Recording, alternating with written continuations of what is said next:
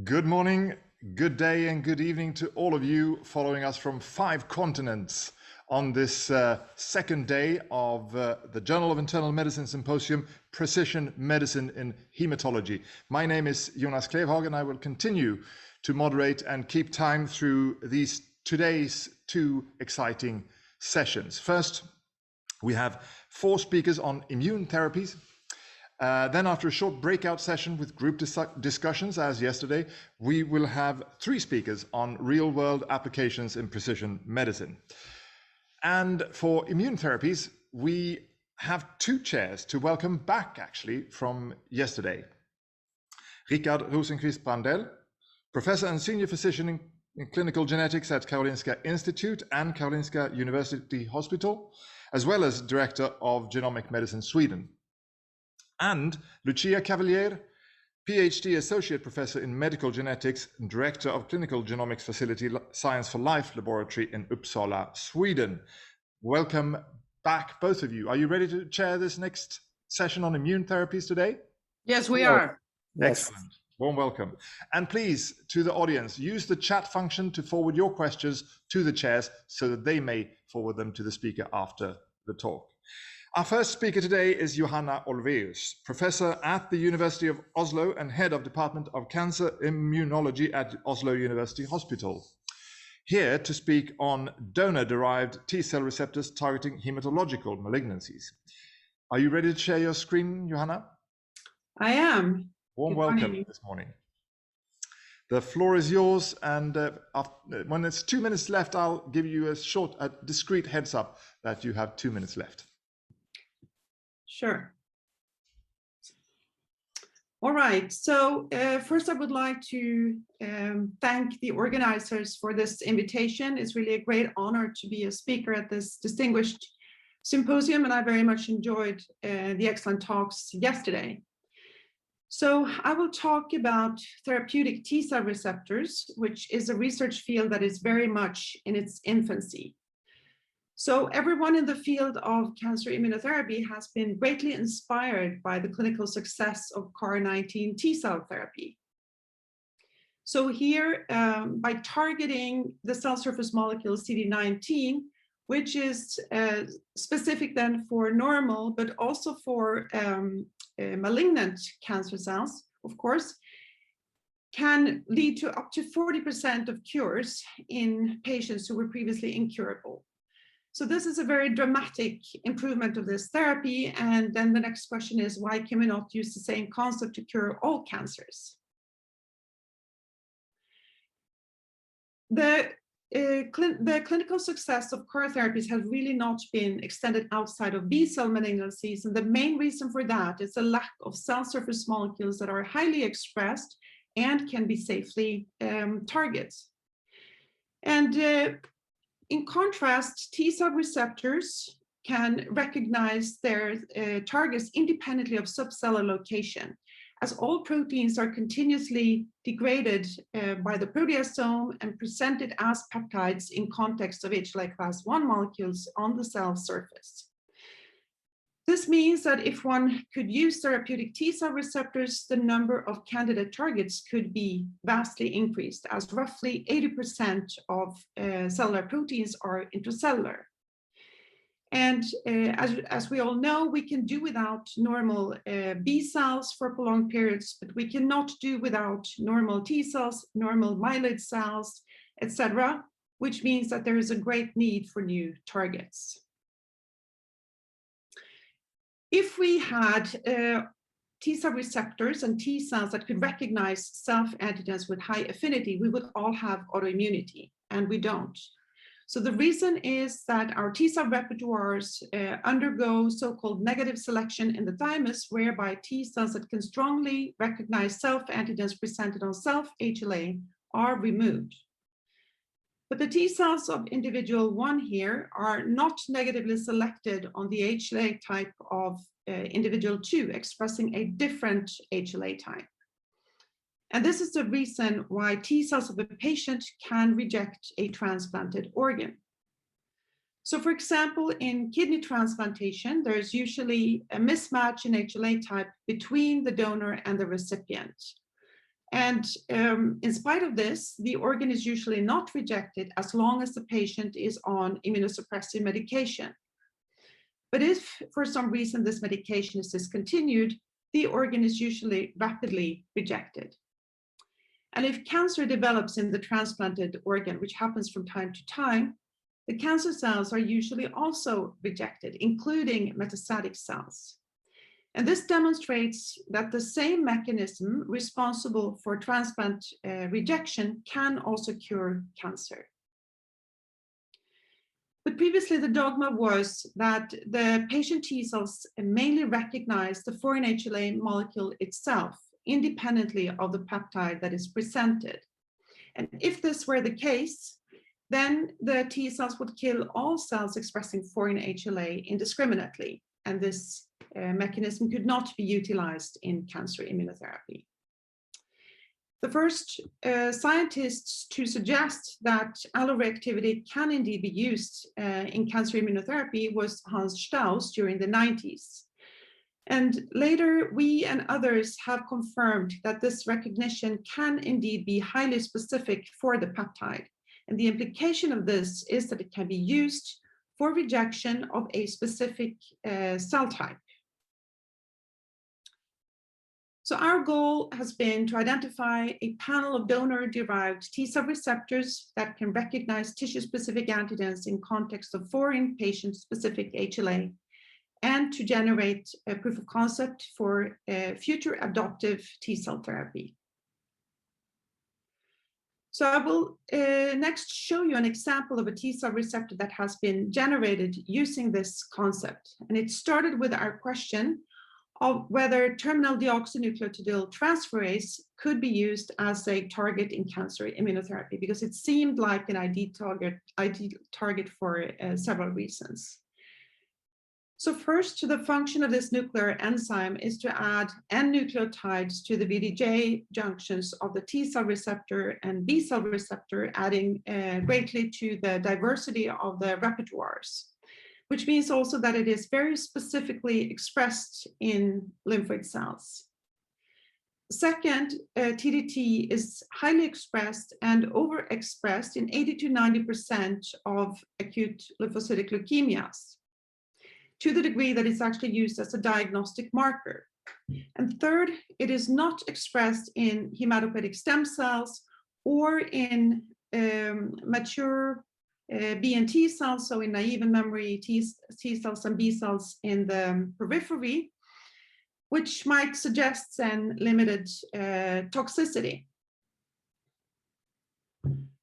So this project has been mainly driven by two very talented PhD students in my lab, Mohammed Ali and Irini Giannakopoulou. And Ali started out by confirming that TDT is indeed expressed in the large majority of the ALL samples that we have in our biobank. And the heterogeneity that you can observe in some of these plots actually corresponds to the fraction of leukemia cells. And next, we identified two peptides from TDT that are presented on HLA-0201, which is a frequently expressed HLA allele in roughly 50% of the population in Europe, Northern Africa, and Middle Eastern countries. So we did this identification by mass spectrometry. And next, we succeeded in identifying T cells reactive to these two peptides by using donors that are HLA-0201 negative, and a technology combining various aspects from methods that we have published previously in the cited papers here. So we then succeeded in identifying T cells reactive to peptide HLA multimers in complex with these two TDT peptides, as shown here. We isolated those T cells and identified their T cell receptors that could then be expressed at high levels in third-party T cells. And also these TCR transduced T cells recognize their cognate peptides with very high sensitivity, with the T3 TCR being more sensitive than the T1 TCR. Now, TCR transduced T cells did not recognize the BALL cell line REH, unless it was transduced with HLA-A2, demonstrating dependency of HLA-A2. And REH naturally expresses TDT, as does the ALL cell line NALM6. And here we can show that the reactivity to NALM6 cells, which are also A2 positive, is abolished if we use CRISPR-mediated knockout of TDT. And this reactivity can then be restored if those knockout cells are then loaded with the relevant peptides. So this demonstrates dependency on TDT as well. Next, we tested TCR transduced T cells for reactivity against a wide panel of cell lines that were all HLA-A2 positive, but TDT negative, and originating from a wide variety of tissues, and also expressing a wide spectrum of additional HLA alleles. So what this graph shows is that the TCRs did not mediate any reactivity to any of these cell lines unless they were loaded with the relevant target peptides, again suggesting a high degree of specificity. But since we cannot test for reactivity against every possible cell line in the body, it is important to have a system in place for mapping exact TCR reactivity. And this is particularly important to avoid cross-reactivity to unintended targets. And to this end, we have set up a pipeline that goes as follows. We start out by testing TCR transduced T cells against a library of peptides in which each amino acid of the cognate peptide has been substituted one at a time with all other amino acids, yielding a library of roughly 200 peptides when the cognate peptide is a 9-mer.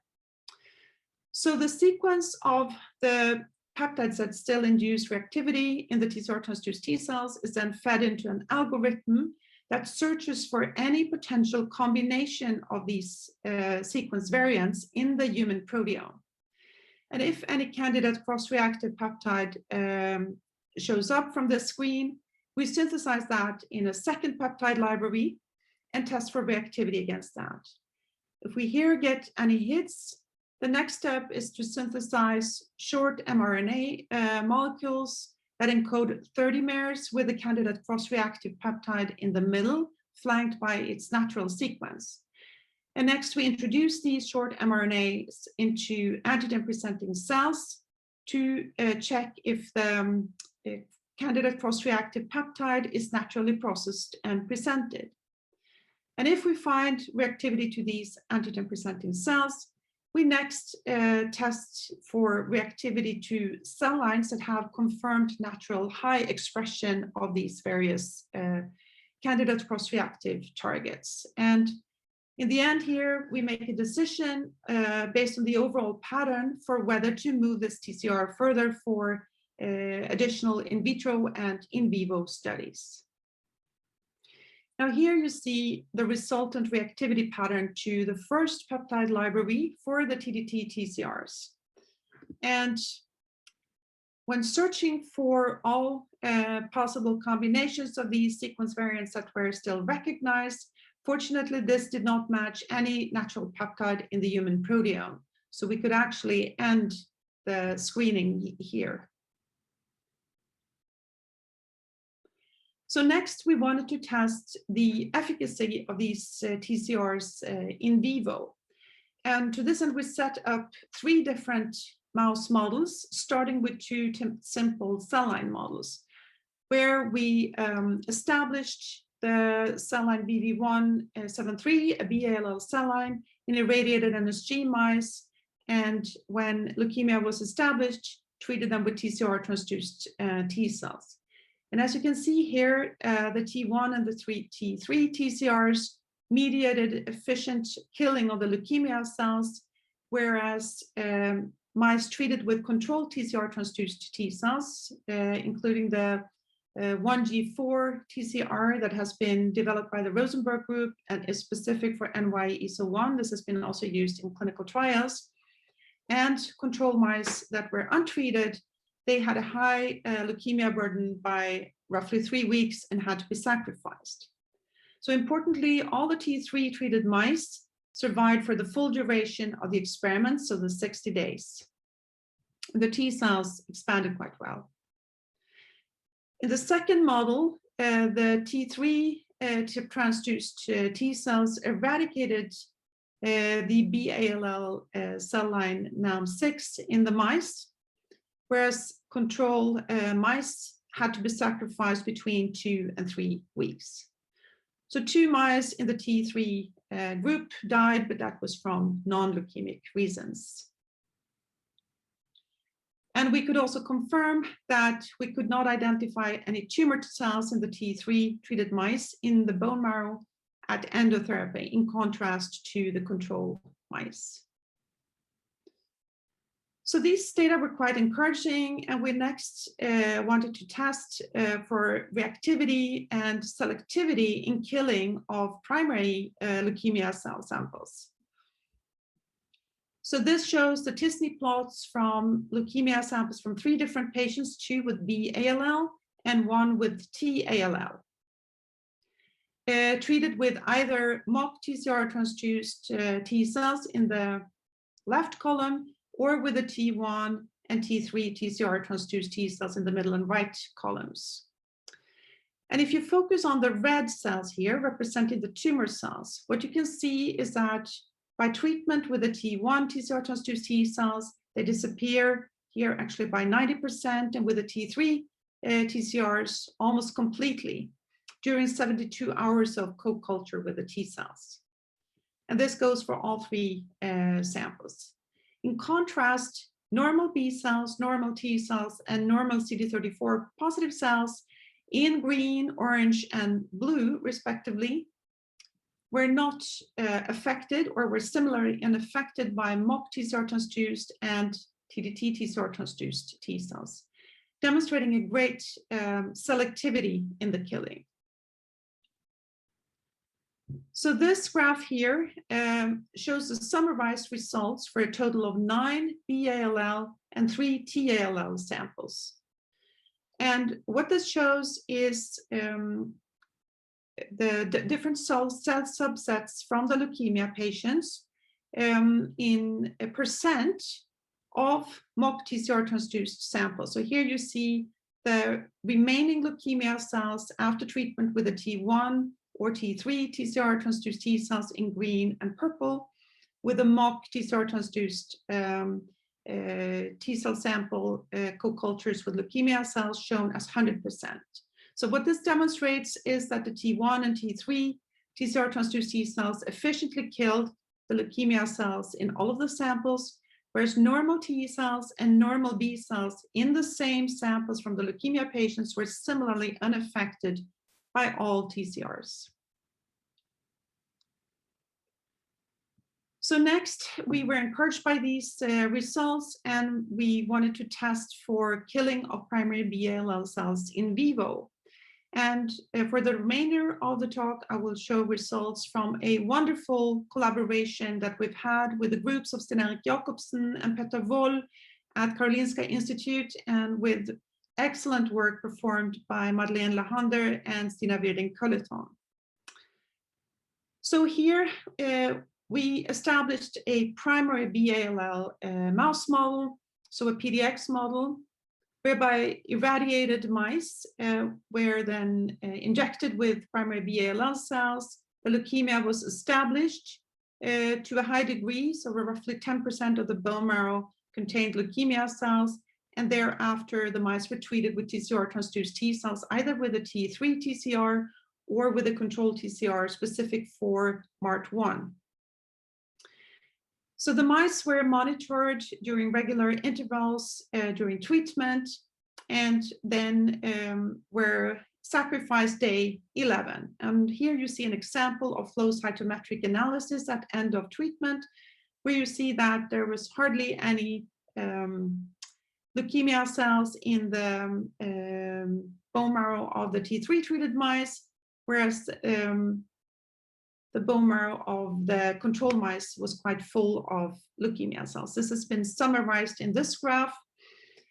where then the average leukemia burden in the control mice was around 40%, whereas the T3 treated mice actually had below what is regarded as the limit for minimal residual disease status in the NOFO 2008 protocol, so 0.1%.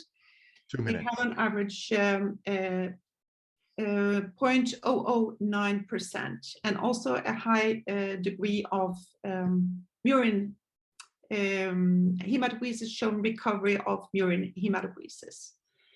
All right, so I will then have to be very quick with my last slides. We next wanted to test whether TDT, as it is expressed in normal thymocytes, could also represent the toxicity for early normal thymocyte development. Because in young adults below 20 years, thymic output contributes more to the peripheral repertoire than in older individuals, where the peripheral repertoire is regarded sufficient to sustain adaptive immunity for life. So we actually started out by delineating normal thymopoiesis and could show by phenotyping that TDT and HLA-A2 are only expressed at low levels on the same cells. So here you see that there's only a very minor population expressing both markers at the same time. So then we next set up an in vivo model in humanized mice that were engrafted with human CD34 cord blood cells and tested toxicity in these mice with TCR transduced T cells. And I will just briefly show you actually the conclusions, which was that the thymocytes in these mice are not affected by the TDT TCRs, and that also the total human hematopoiesis and the lineage distribution in these mice is not affected by the TDT TCRs, showing low toxicity. And these data were also then confirmed in vitro assays, where the colony formation was very similar with the TDT TCR T cell treatment and controlled TCRs.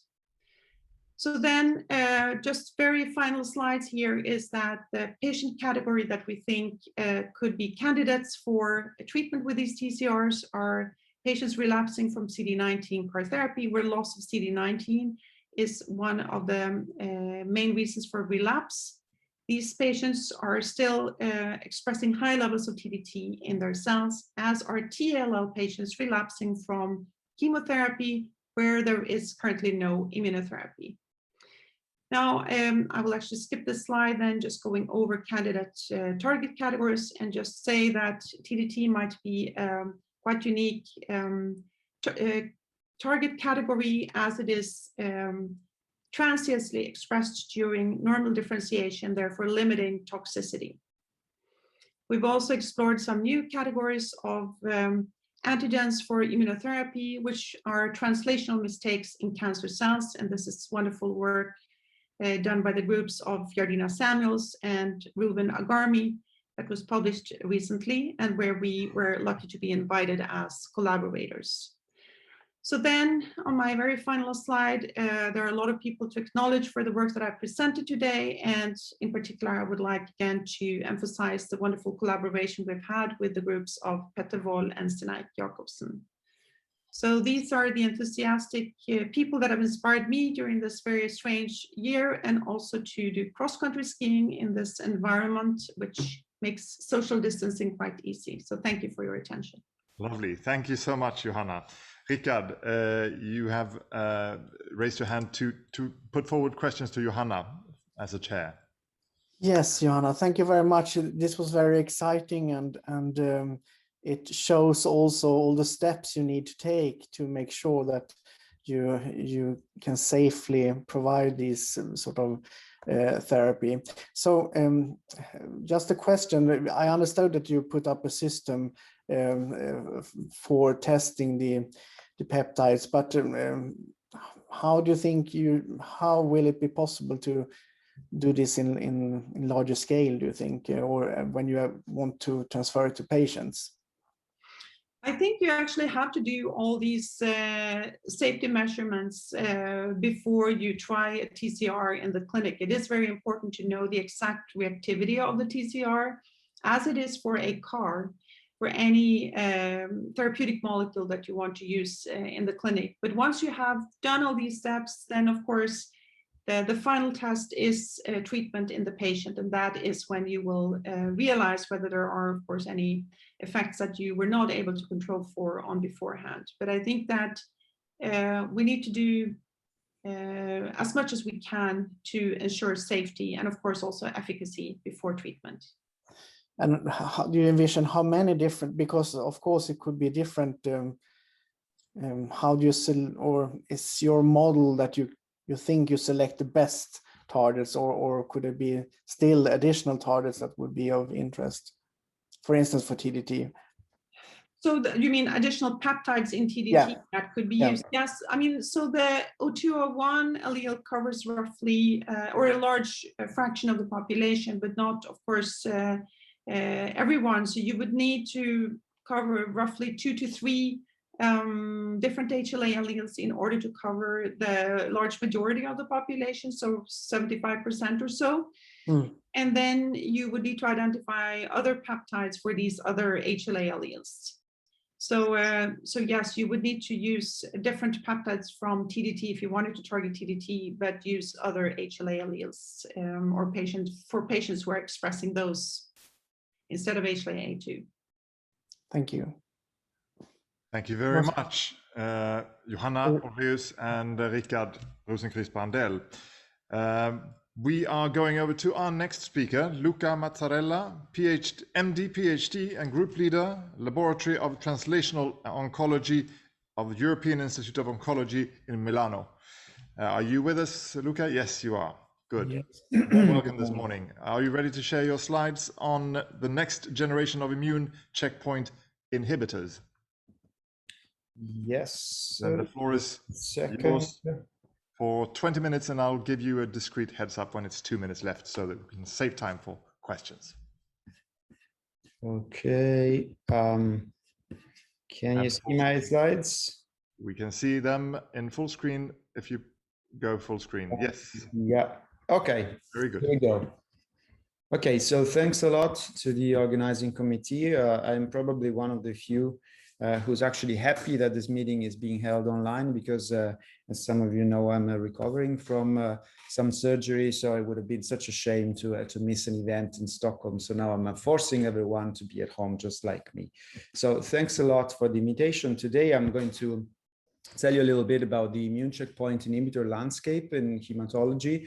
I'm actually a medical oncologist by training, so I have most of my expertise in the clinical setting on solid oncology. I do hematology mostly as basic research, but that's solid oncology is the field in which immune checkpoint inhibitors have had the enormous success that I'm sure you're all aware of. And everything really started off with this landmark paper by Jim Allison that you probably all know very well, won the Nobel Prize a few years ago, in which he showed that the genetic loss of CTLA4, an inhibitory pathway in the T cell activation pathway, was actually able to lead to the rejection of implanted tumors in mouse models.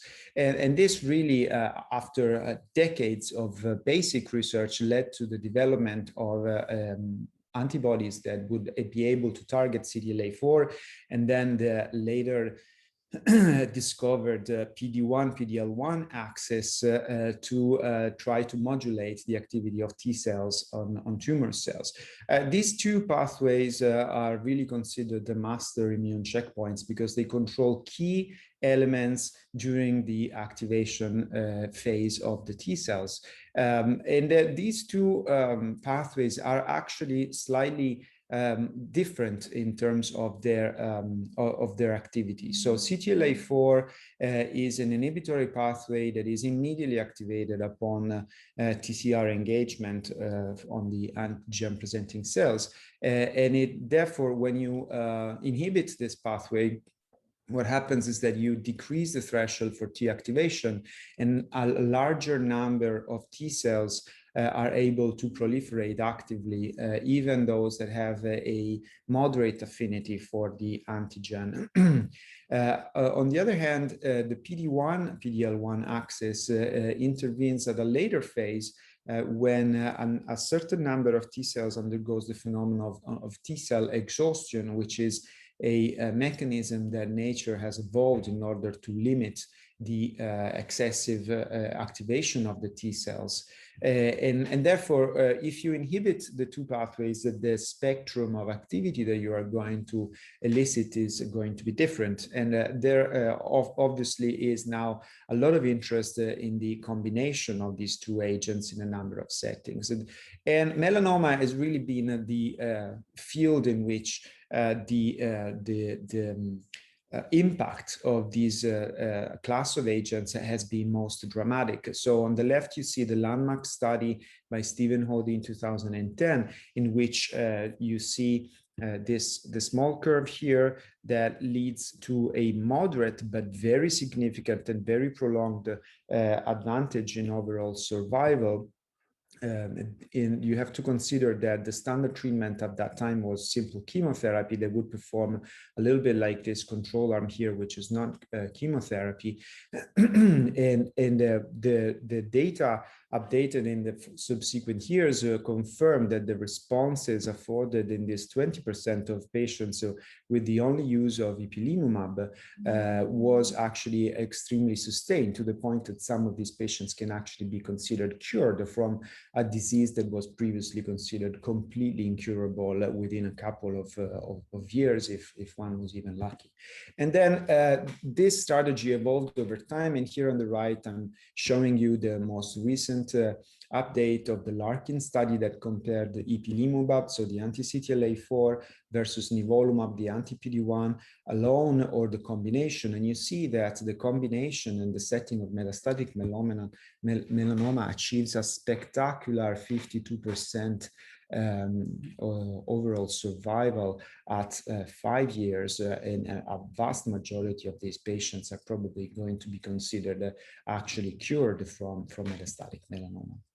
And this really triggered a sort of gold rush in the immunotherapy field. And on the left, you see an analysis from the Cancer Research Institute, where you see the number of agents against the PD1 or its ligand PD-L1 axis approved by the FDA in the last 7 years. And you see that that now a vast array of different diseases is actually has anti-PD1, PD-L1 or CTLA4 agents approved for.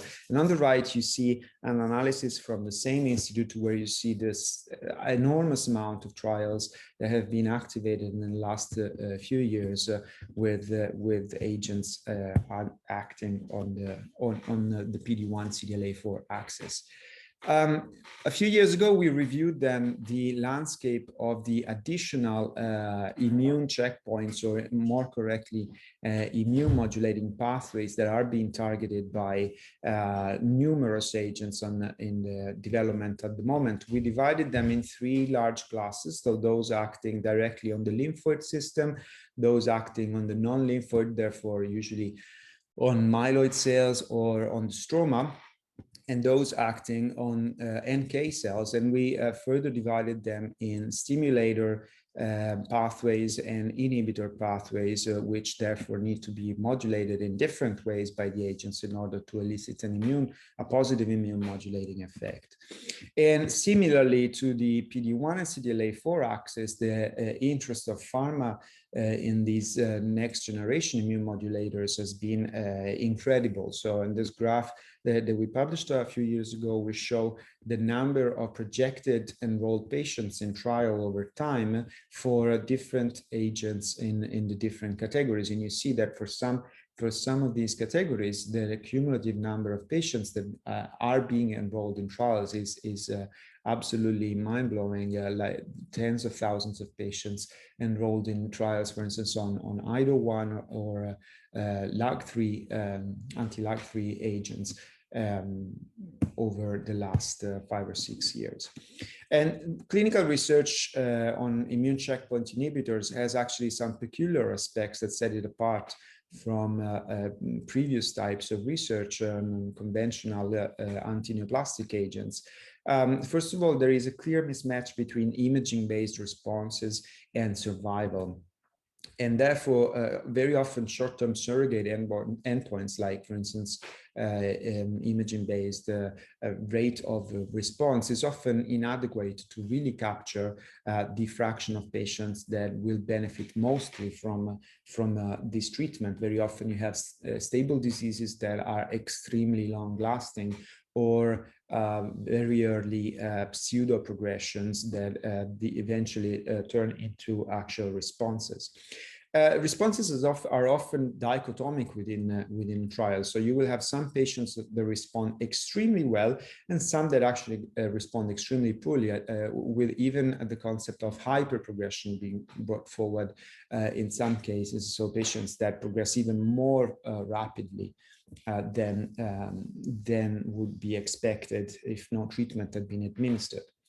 Toxicity is also a major aspect of these agents, which is considerably different from other agents. Of course, it's due to the activation of self-reactive T cell clones, and therefore the whole autoimmune spectrum is possible with these agents, and it's often delayed, and it's poorly dose related, and sometimes it's potentially fatal. The fact that it's delayed is also a major problem, because of course this is not easily captured within the time frame of clinical trials, and the actual toxicity analysis relies a lot on pharmacovigilance studies after marketing.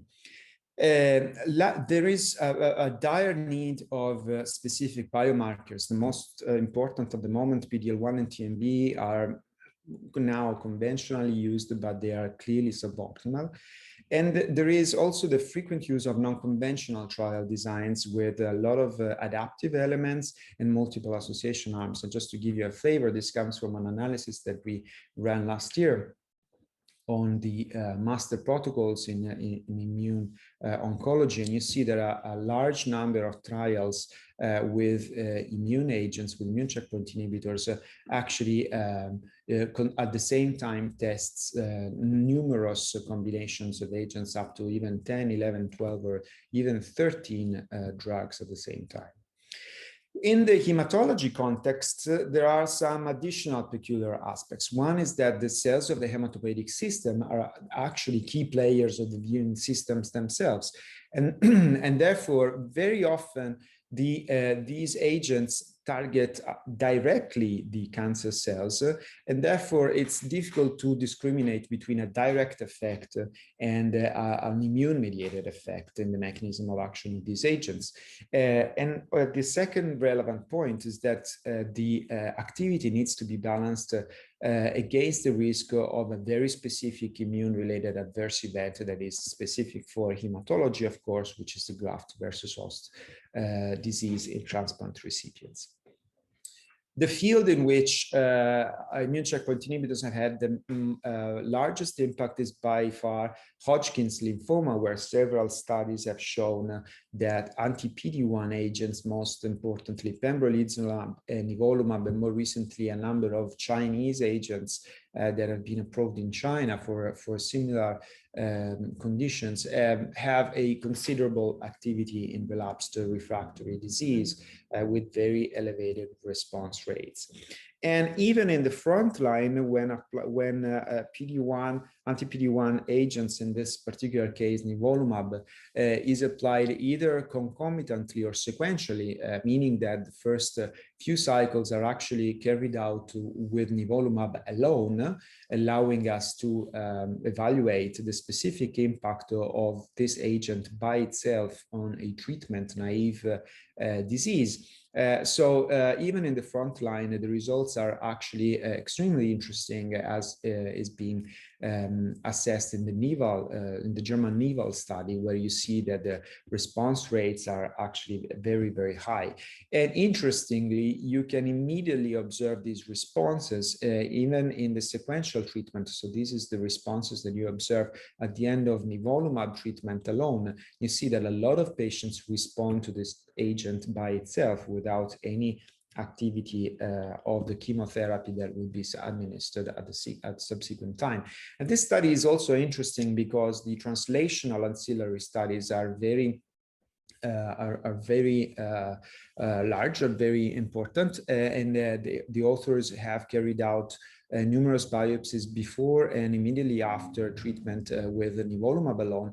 And this is actually shedding important light on how this agent acts in the context of lymphoma, where you see that there is no particular gain, and if anything, a loss of CD8 positive cells, both in the blood and in the tumor bed, and there is no evidence of increased TCR clonality. And this is really at odds with what happens in the context of solid tumors, where instead the responses are associated with an increase in the CD8 activity and an increase in TCR clonality, so where a few clones become dominant. So that is really suggesting that the mechanism of action in Hodgkin's lymphoma is actually direct rather than immune mediated.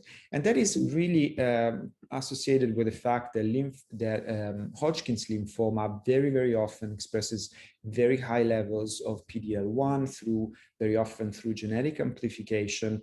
And as shown in some of the earlier studies on relapse refractory lymphoma, the amount of PD-L1 that is expressed or genetically amplified correlates, although not very strongly, with the intensity of response to PD-1, to the anti-PD-1. Now, the anti-PD-1 agents are being moved earlier in the setting, and there is the Keynote 204 study that is extremely interesting because it is testing nivolumab directly against the other major agent in the field, which is brentuximab. And you see that the first interim analysis has come out a few very earlier this year. And you see that there seems to be a significant advantage with pembrolizumab. Sorry, I made a mistake in this title. It was not nivolumab, still a PD-1 agent in the comparison to brentuximab. And the toxicity profile at the moment seems to be in favor of pembrolizumab in this particular context. But one major question in the field is how stable are these responses? So yes, the response rate is very high, but earlier studies with long follow-ups seem to suggest that sooner or later, even patients that achieve a complete response seem then to then progress. And therefore, there is interest in further enhancing the combination of treatments. And I'm going to show you a couple of strategies that are being tested at the moment. One is with the addition of the sidebinding to anti-PD-1, and this is with camrelizumab, one of the Chinese agents. And you see that the rate of response, and this study published a couple of years ago in JCO, seems to be in favor of the combination arm. And even more importantly, the triple combination with the CTLA4, anti-PD-1, and brentuximab vedotin seems to be associated with an even better response rate than each agent taken alone. So these are studies that are still ongoing, so we will need to wait until their completion to understand their impact. This slide, I have a summary of results with immune checkpoint inhibitors in other hematological malignancies. To summarize, in diffuse large B-cell lymphomas and in other aggressive forms of lymphoma, nivolumab and other PD-1 agents are relatively ineffective with very low response rates, and they have been a bit of a disappointment in this field. In primary mediastinal lymphoma and in Richter's transformation of CLL, there are good signs of activity of pembrolizumab, which achieves response rates in the order of 40%. In myeloid diseases like AML, relapsed refractory AML and high-risk MDS, by itself, these agents are ineffective, but there are signs of good responses in the combination with demethylated agents. And in the multiple myeloma field, instead, the studies have been really disappointing with no particular activity identified in earlier studies. As I said before, a peculiar aspect in hematology is the association with GVHD. And so, and of course, this is a double-edged sword in this context, because of course you may want to increase the responsiveness of T cells and to inhibit the exhaustion of T cells, which are recognized as mechanism of escape from graft versus host efficacy, graft versus leukemia efficacy. And you see here that ipilimumab was tested early with interesting results. So it was able, in a small set of patients, to reactivate the graft versus leukemia effect. But the rate of GVHD was relatively high. And let me point the attention to the fact that response was associated with an increase in the proportion of conventional T cells in this context. Later, PD1 was also, anti-PD1 agents were also tested with response rates that were relatively similar. However, in this small study, there was no response in AML identified. The most responses were in lymphomas. But again, this was associated with an increase in conventional T cells. So, and the last major point in the graft versus host disease field is that some recent studies that are still small and retrospective are analyzing the role that cyclophosphamide may have in preventing immune checkpoint inhibitor associated GVHD with some efficacy. Now, very quickly, for next generation immune modulators that are being pursued in the hematology field. So first of all, chemokines. The CCR4 is a chemokine that is known to mediate localization of T cells to the skin. And recently, an agent that targets this particular pathway, mogamulizumab, was approved for mycosis fungoides and Sézary syndrome after the Mavoric studies that you see here that showed advantage over vorinostat. As you clearly see here, progression-free survival has major advantages. And a peculiarity of this agent is that it leads to very nasty immune reactivation when it is used less than 50 days before, after hematopoietic stem cell transplant, and therefore this is now included in the approval. TIM3 is another agent that elicited major interest in the field. It was identified in 2010 as a AML stem cell specific marker, and mouse studies showed that if you use TIM3 depleting agents, you selectively deplete leukemia stem cells. There are studies undergoing. A phase 1 study was presented recently at ASH with very interesting results in AML and high-risk MDS with high response rates. Can I ask you to wrap up so we have time for questions, please? Yeah, I have 2 slides more. Very briefly, the utomilumab and rituximab in non-Hodgkin's lymphoma that target this again now is an immune stimulatory pathway, not an immune inhibitory pathway, and major interest as showed yesterday in the myeloid section on the CD47 target, which is an agent that is considered an immune regulatory pathway as it regulates phagocytosis of antigen of tumor antigens. But as you now know, an antibody against the CD47 was shown to have activity in some heavily pretreated lymphomas and is now being tested in AML and MDS. And also interesting results are being studied with lirilumab, which is an agent that aims to enhance anti-lymphoma natural killer response. So in conclusion, the first generation immune checkpoint inhibitors, so the agents against PD1 and CTLA4, have great promise in lymphoid malignancies, particularly in Hodgkin's, less promising in other malignancies. The mechanism of action is actually likely non-immune mediated pre-transplant, but there seems to be obviously immune reactivation when it's used post-transplant. GVHD and immune-related adverse events are of course a major concern, but post-transplant cyclophosphamide may decrease the GVHD risk, and now there's lots of studies ongoing with combinations between ICIs or with demethylating agents or other agents active in the field. And then there's a small set of next generation immune modulators that are summarized here, which have agents that are on trial at the moment or have been recently approved. Thank you very much. Thank you so much, Dr. Mazzarella.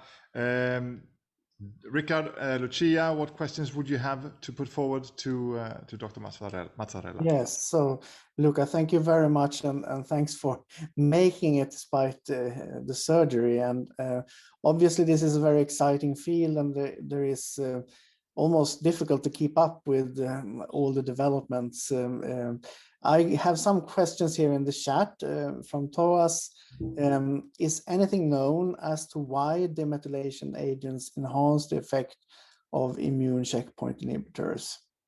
Well, yes, this is actually a very interesting question, and by chance, it's something that we're studying in the lab at the moment. So it seems that some specific ones, demethylating agents, but not only, also HDAC inhibitors. So we have a trial with a combination of HDAC inhibitors and anti-PD1 in the context of squamous solid tumors. They reactivate some endogenous retroviruses in tumor cells and in myeloid cells, which themselves trigger a sort of toll-like receptor-like response, which somehow primes the tumor cells and the myeloid cells for enhancing a T-cell mediated response. So it's a very, very specific mechanism of action because these the retroviral sequences are under active epigenetic suppression. And therefore, when you remove this particular layer of suppression, you have all these sequences that go up, they are recognized by intracellular pathogen sensing systems, and they activate the innate response. Interesting, thank you. When Andreas Björklund asked a question, could you comment on important factors that can predict the response by checkpoint inhibitors? Well, this is a difficult one because, as I said, in the solid tumor field, the reasoning is likely to be different than what you have in the Hodgkin's lymphoma field, where the activity of these agents seems to be more due to a direct effect on the PD1 pathway, which seems to be a pro-survival pathway specific for some cells, so for some cells, and especially important for Hodgkin lymphoma cells. So in the solid tumor oncology, there's loads of pathways that are being considered as predictors. So besides the expression of PD-L1 and TMB, there's going to be the tumor microenvironment, for instance. So the specific set of myeloid and stromal cells that are present in the environment, they express lots of immune modulating cytokines, and for instance IL-6 has been associated with response and the interferon signature. And another thing that is very relevant and may be relevant also in this context is the acquisition of some specific genetic mutations that inhibit for most importantly, the interferon pathway. So JAK2 mutations are now a recognized system of acquired resistance to immune modulating agents. I have no idea if something similar is going to be discovered in the context of Hodgkin's lymphoma, because it is very likely that when the cell becomes resistant, it actually allows to overcome the dependency on the PD1 pathway in Hodgkin's lymphoma, but research is needed. Thank you very much, Dr. Mazzarella and Rickard Rosenquist Brandell, for these questions. We are running a bit late, so we have already narrowed in on the leg stretcher, which is to come here. There were more questions in the chat, but we will have to bring them up in the group discussions and the breakouts after the session. So thank you again. We'll have a 5-minute leg stretcher. Be efficient and get your recharge and your exercises going so that you can stay tuned for the continuation of immune therapies with the 2 more speakers. We have Gunilla Enblad coming up, and then we have, excitingly, Carl-Johan Malmberg joining us after the leg stretcher. See you in 5 minutes. Yes, welcome back to the Symposium of Precision Medicine in Hematology. We are now in the session of immune therapies, and I hope you had time to refresh and to recharge. Our next speaker on this topic of immune therapies is Gunilla Enblad, professor at the Department of Immunology, Genetics and Pathology at Uppsala University, Sweden. Are you with? Yes, you are indeed with us, and you have already shared your screen. So the next 20 minutes are yours, and I'll give you a 2-minute heads up before time's up. Okay, thank you. And thank you for inviting me to this exciting meeting. I'm, as the previous speaker, I'm a clinician, I'm an oncologist, so I will be sort of giving you a more clinical review on the field. And just to remind me, CAR T cells. CAR is chimeric antigen receptor, and they are genetically modified T cells constructed with a part from an antibody and a part from the T cell receptor. And they are made in the laboratory via virus vector and given back to the patients. And it's one treatment. And the construction is the first CAR T cells were only the immunoglobulin part and the T cell part, and that didn't work. And then there was an adding of a co-stimulatory molecule, CD28 and 4-1BB. I will come back to that. And this is actually the construct that is used in most studies, or also the commercial products. And there's a 3rd generation and also 4th generation that I will mention, but the 3rd generations with 2 stimulatory molecules, and those are the ones that we used in our study that I will show you later. So the mechanism of action is, of course, that it combines the targeting capabilities of the antibodies with the killing capabilities of the T cells. So, and it's without the need of the MHC or the HLA. So, to get the CAR T cells to act, you need to do a lymphodepletion. So the patients are treated with low-dose chemotherapy, cyclophosphamide or fludarabine, the days before the CAR T cells. This is necessary, and if it's not given, the CAR T cells do not act. And exactly how it's working, I'm not sure if that's known. It's getting rid of the regulatory T cells and other immunosuppressive cells. That's what is thought at least. Another concept in the CAR T cells is the bridging therapy. When you harvest the cells from the patients by leukapheresis most often, and the manufacturing is a minimum of 3 weeks, often 4. And to keep actually the patients alive during and the tumor control during that time, you can give this bridging therapy, which is often chemotherapy, but could be radiotherapy. And some studies have not allowed this bridging therapy, which I will come back to. So the CAR T cell targets in hematological malignancies have been mostly CD19, as has been mentioned previously. And that is expressed on B-cell lymphomas and leukemias, and also normal B cells, but not on the hematopoietic stem cells or any other cells in the body. So it's a low likelihood of off-target effects. And the other antigens that is used, you can see listed here. So there are actually 5 products approved CAR T cell by the FDA, because US is before us, so they will come in the rest of the world also. And in Europe, it's the first 2 that are approved, but the others will come. And the targets, as you see, CD19 in 4 of them, and for myeloma is B cell maturation antigen.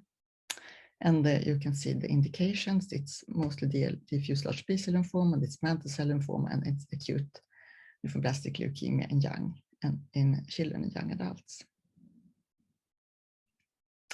Clinical results of CAR T cells. The development started in the late 90s of CAR T cells, and the first patients were treated sometimes between 2000 and 2010. And this is the first child who was treated with CAR T cells, and she had an allogeneic transplant for her ALL and had a relapse, and had sort of weeks more to live, and then she got CAR T cells and were cured. And she's putting out these pictures on the internet every year. And so people started to see astonishing effects. Patients with no further treatment options seemed to be cured, and this was really exciting. But there are some toxicity of the CAR T cells. And one thing is to remember about the toxicity, that almost everything happens the first 3 to 4 weeks, and it's one treatment. So this is a new thing, was the cytokine release syndrome, which is hyperactivation of the immune system, and also a peculiar CNS toxicity. That is, the reason is really not known, but probably related to cytokines. We can also see B-cell aplasia, because if you use CD19, every new B-cell that is produced by the body is eradicated by the CAR T cell if they are persistent. And also lately, prolonged cytopenia after CAR T cell have been described as quite common, and probably also immune related. This is a nice paper on the consensus grading of CAR T cell toxicity, if you are interested, and it's what's used in most studies now. And to point out that grade 3 or more is usually requires higher level of care or intensive care unit. The first trial I want to present is the ELIANA trial, which is for ALL in children and young adults. And that is the common thing that you see in CAR T cell trials: 75 patients treated, 92 included, and 75 treated, because some patients really are too sick, and some of them actually die during the waiting time. And this is the tis-cel, and this is the product that later is Kymriah.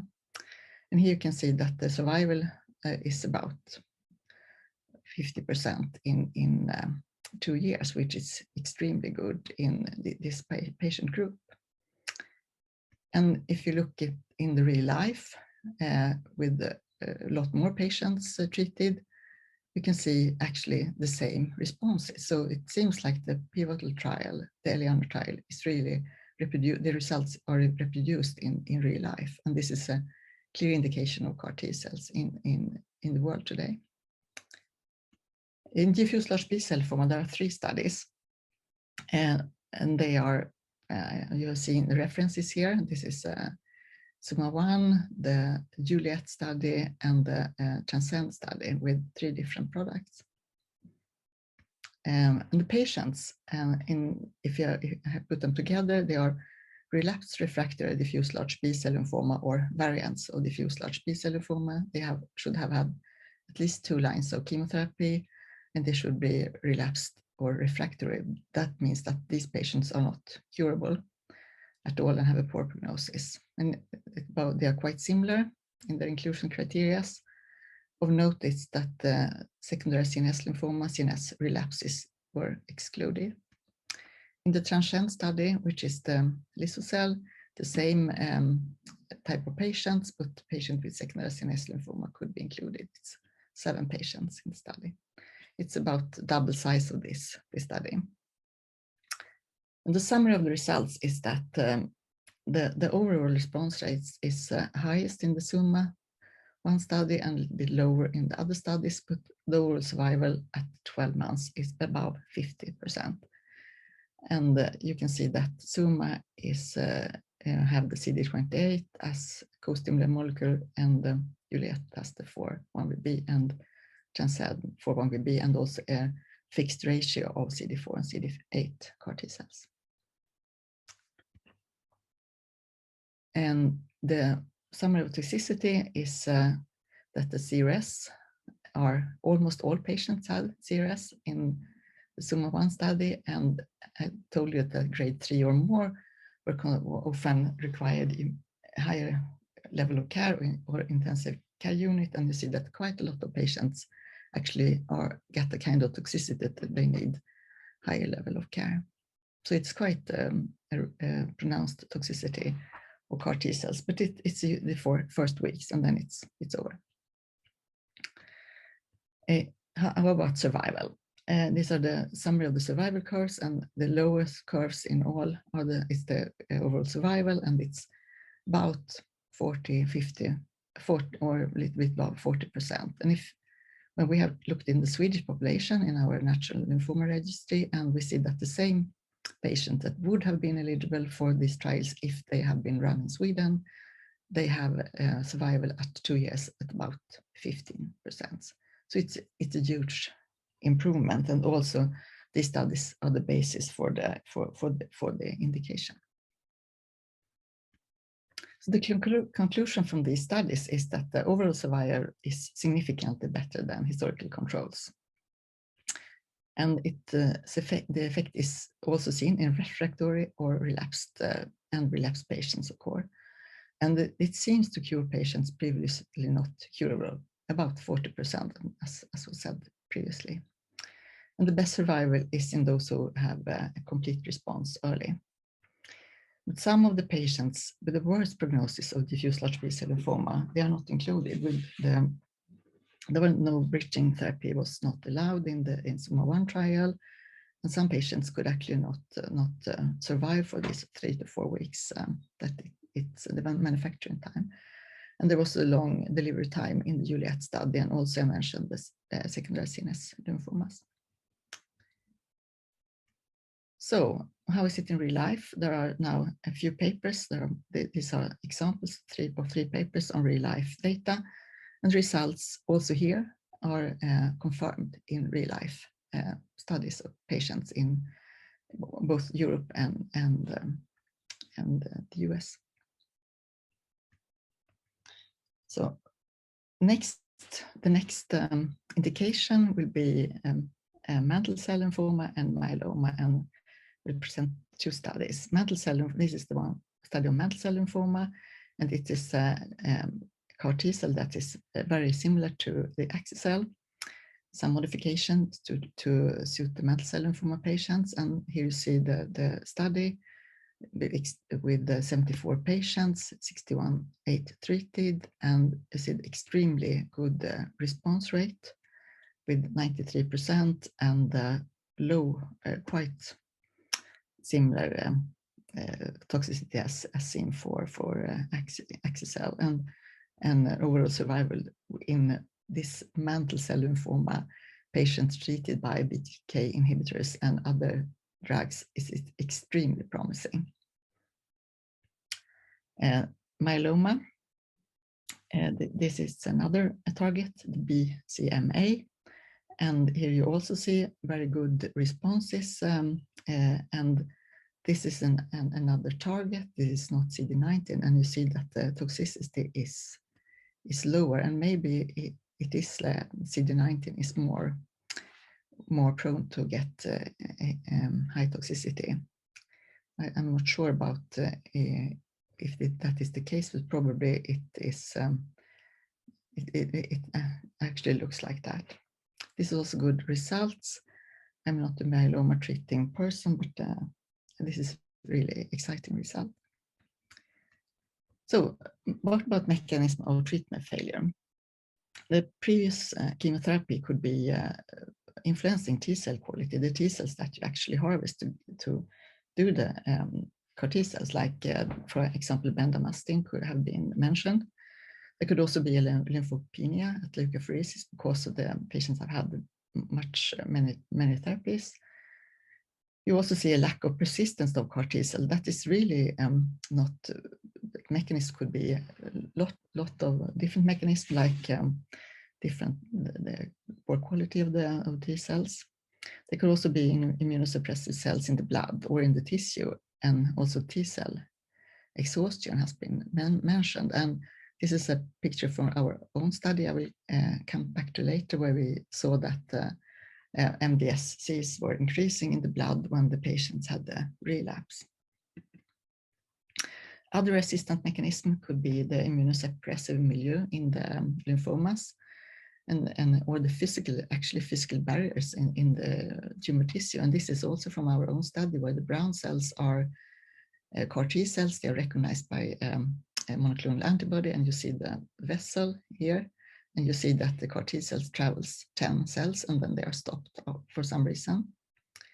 It could be loss of CD19 that is seen mostly in leukemias, but also is more and more recognized in lymphomas, and also the density of the antigen expression on the lymphoma cells. And this is from our own study, where the lymphoma cells are pink and the brown is the CD19. So you see that the lymphoma cells, they lack the expression of CD19 in this case, or have a low expression. There have not been so much work on the molecular subtypes and the CAR T cells, but one of the clinical or pathological subtypes, T cell rich B cell lymphoma, seems to be more resistant and have another micromilieu with a lot of T cells and macrophages, and they don't seem to respond to CAR T cells, but not so many patients have been reported so far. So another important thing that has been seen is that the tumor burden is related to effect and toxicity. So a high tumor burden leads to a less effect and a higher toxicity. And this has been looked upon in a number of papers, and this is one of them. This is Axicell, and where they took the median in metabolic tumor volume, which is measured by PET. And they saw that patient had above median, had the worse survival than those with a lower tumor burden. And also the LDH level is of importance in other studies, but in this study, this was more important. Now to our own study, we did we have a collaboration project with Baylor College of Medicine in Houston, and the aim was to introduce CAR T cells for patients with lymphoma and ALL. And this is a third generation CAR T cells with targeting CD19, and it's with these two co-stimulatory molecules, CD28 and 4-1B. And the T cells are, the vector is produced in Baylor College, and the T cells are manufactured at Rickard at Karolinska. And the first patient was treated in May 2014. We have performed so far 2 studies. The first CAR-003 is reported, so I will briefly mention CAR-004. It's a phase 2 study, and we have performed it 2017, 2020, and we have treated 24 patients. And the design of the study is that we gave 2 doses of CAR T cells because we saw low persistence in study 1, or study CAR-003, but I can say right now that that didn't add anything. We also gave 2 cycles of gemcitabine after CAR T cells to reduce these MDSCs that we saw in our first study. So the results, preliminary results, we treated 24 patients, 23 lymphoma and 1 ALL. And the toxicity is in this study and the previous study is mild. It's only 1 or 2 CRS grade 3 that required tocilizumab and no grade 3 CNS toxicity. However, we saw this prolonged cytopenias in some patients. The results are the CR or overall response rate is lower than the commercial studies, but we still see long-lasting CRs in some patients. And it's a close relation to the tumor volume. So patients with low tumor volume have better survival. And this is an example of how it looks. This is an FDG PET where you can see all the lymphomas, and this is 3 weeks after the first dose, and almost everything is disappeared. And there's only 1 lesion after 3 months. It's a partial remission. Patient had relapse and had the allogenic transplant and was successfully treated. So the conclusions is that we could have a low toxicity and can achieve remissions. So the future clinical need is, of course, the patients with refractory disease, as I mentioned, and also the CNS relapse and the primary CNS lymphomas, I think, in the LBCL. And future development is to reduce toxicity by suicide genes that can be activated by external drugs, and also other mechanism of influencing the signaling. Also the increased efficacy with the 4th or 5th generation of CAR T cells, where you have also and can also do this more cytokine killing, and also dual CARs and combination therapies. And ibrutinib have been very promising. Also, the allogeneic CAR T cell could be one development. It could be off-the-shelf products, but there is a high increase of graft versus host disease and shorter persistent. And we will also can use CAR NK cell, and I hope we will hear a little bit about NK cell in the next speak. So other hematological indications are Hodgkin lymphoma, where anti-CD30 CARs are very promising, but in AML and T-cell lymphoma, there's also a risk of serious off-target toxicity, and development is ongoing. So in conclusion, CAR T-cell can cure previously incurable disease in some patients, and I think they are definitely here to stay. We are only in the beginning of the development, and new indication and constructs will come, and combination therapies will develop, and CAR T-cell will move forward in the treatment. So I think, thank you for your listening. Thank you so much, Gunilla, for that moving presentation. Lucia, Rickard, what questions do you have to put forward to? Thank you, Gunilla, for a very nice, comprehensive overview of the field. It's quite exciting that you can get a cure where there was no hope. So it's amazing what you are doing. Thank you very much. So there is some question from Johanna Alveus in the chat, and her question reads: has a comparison been made between treatment results following use of allogenic post-transplant and autologous T cells for CAR T cell therapy? Not a direct comparison, but it's possible to use the allogenic from post-allogenic transplant. It's possible to use the cells to produce CAR Ts. We did it in our study. So actually you get the donors CAR cells and use them as CAR T cells, because these patients are usually 100% chimeric, so they have no GVHD, and that has not been a problem. So you can actually do it after an allogenic transplant, but no formal comparison has been, as I know. Okay, and I have a question of my own. Why did you decide to do this double dose scheme in Uppsala?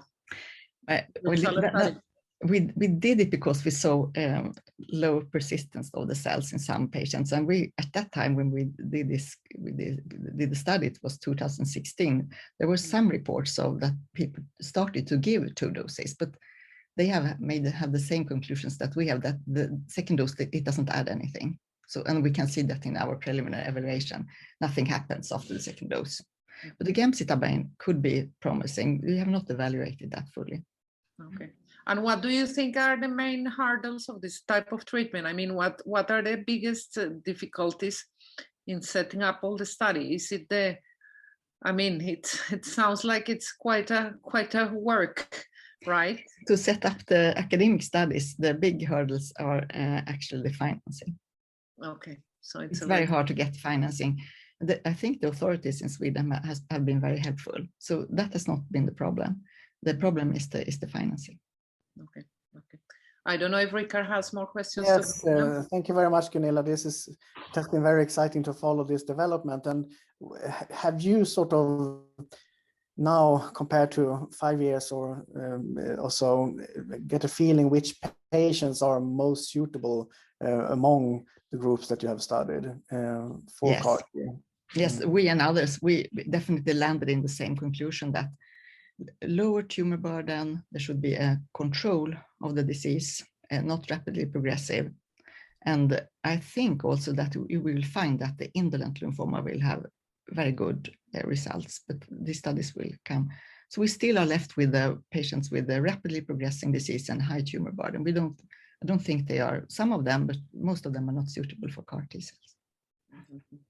Thank you very much, Gunilla in Blad, and Lucia Cavalier and Rickard Rosenquist Brandell for the questions and for the discussion on this topic.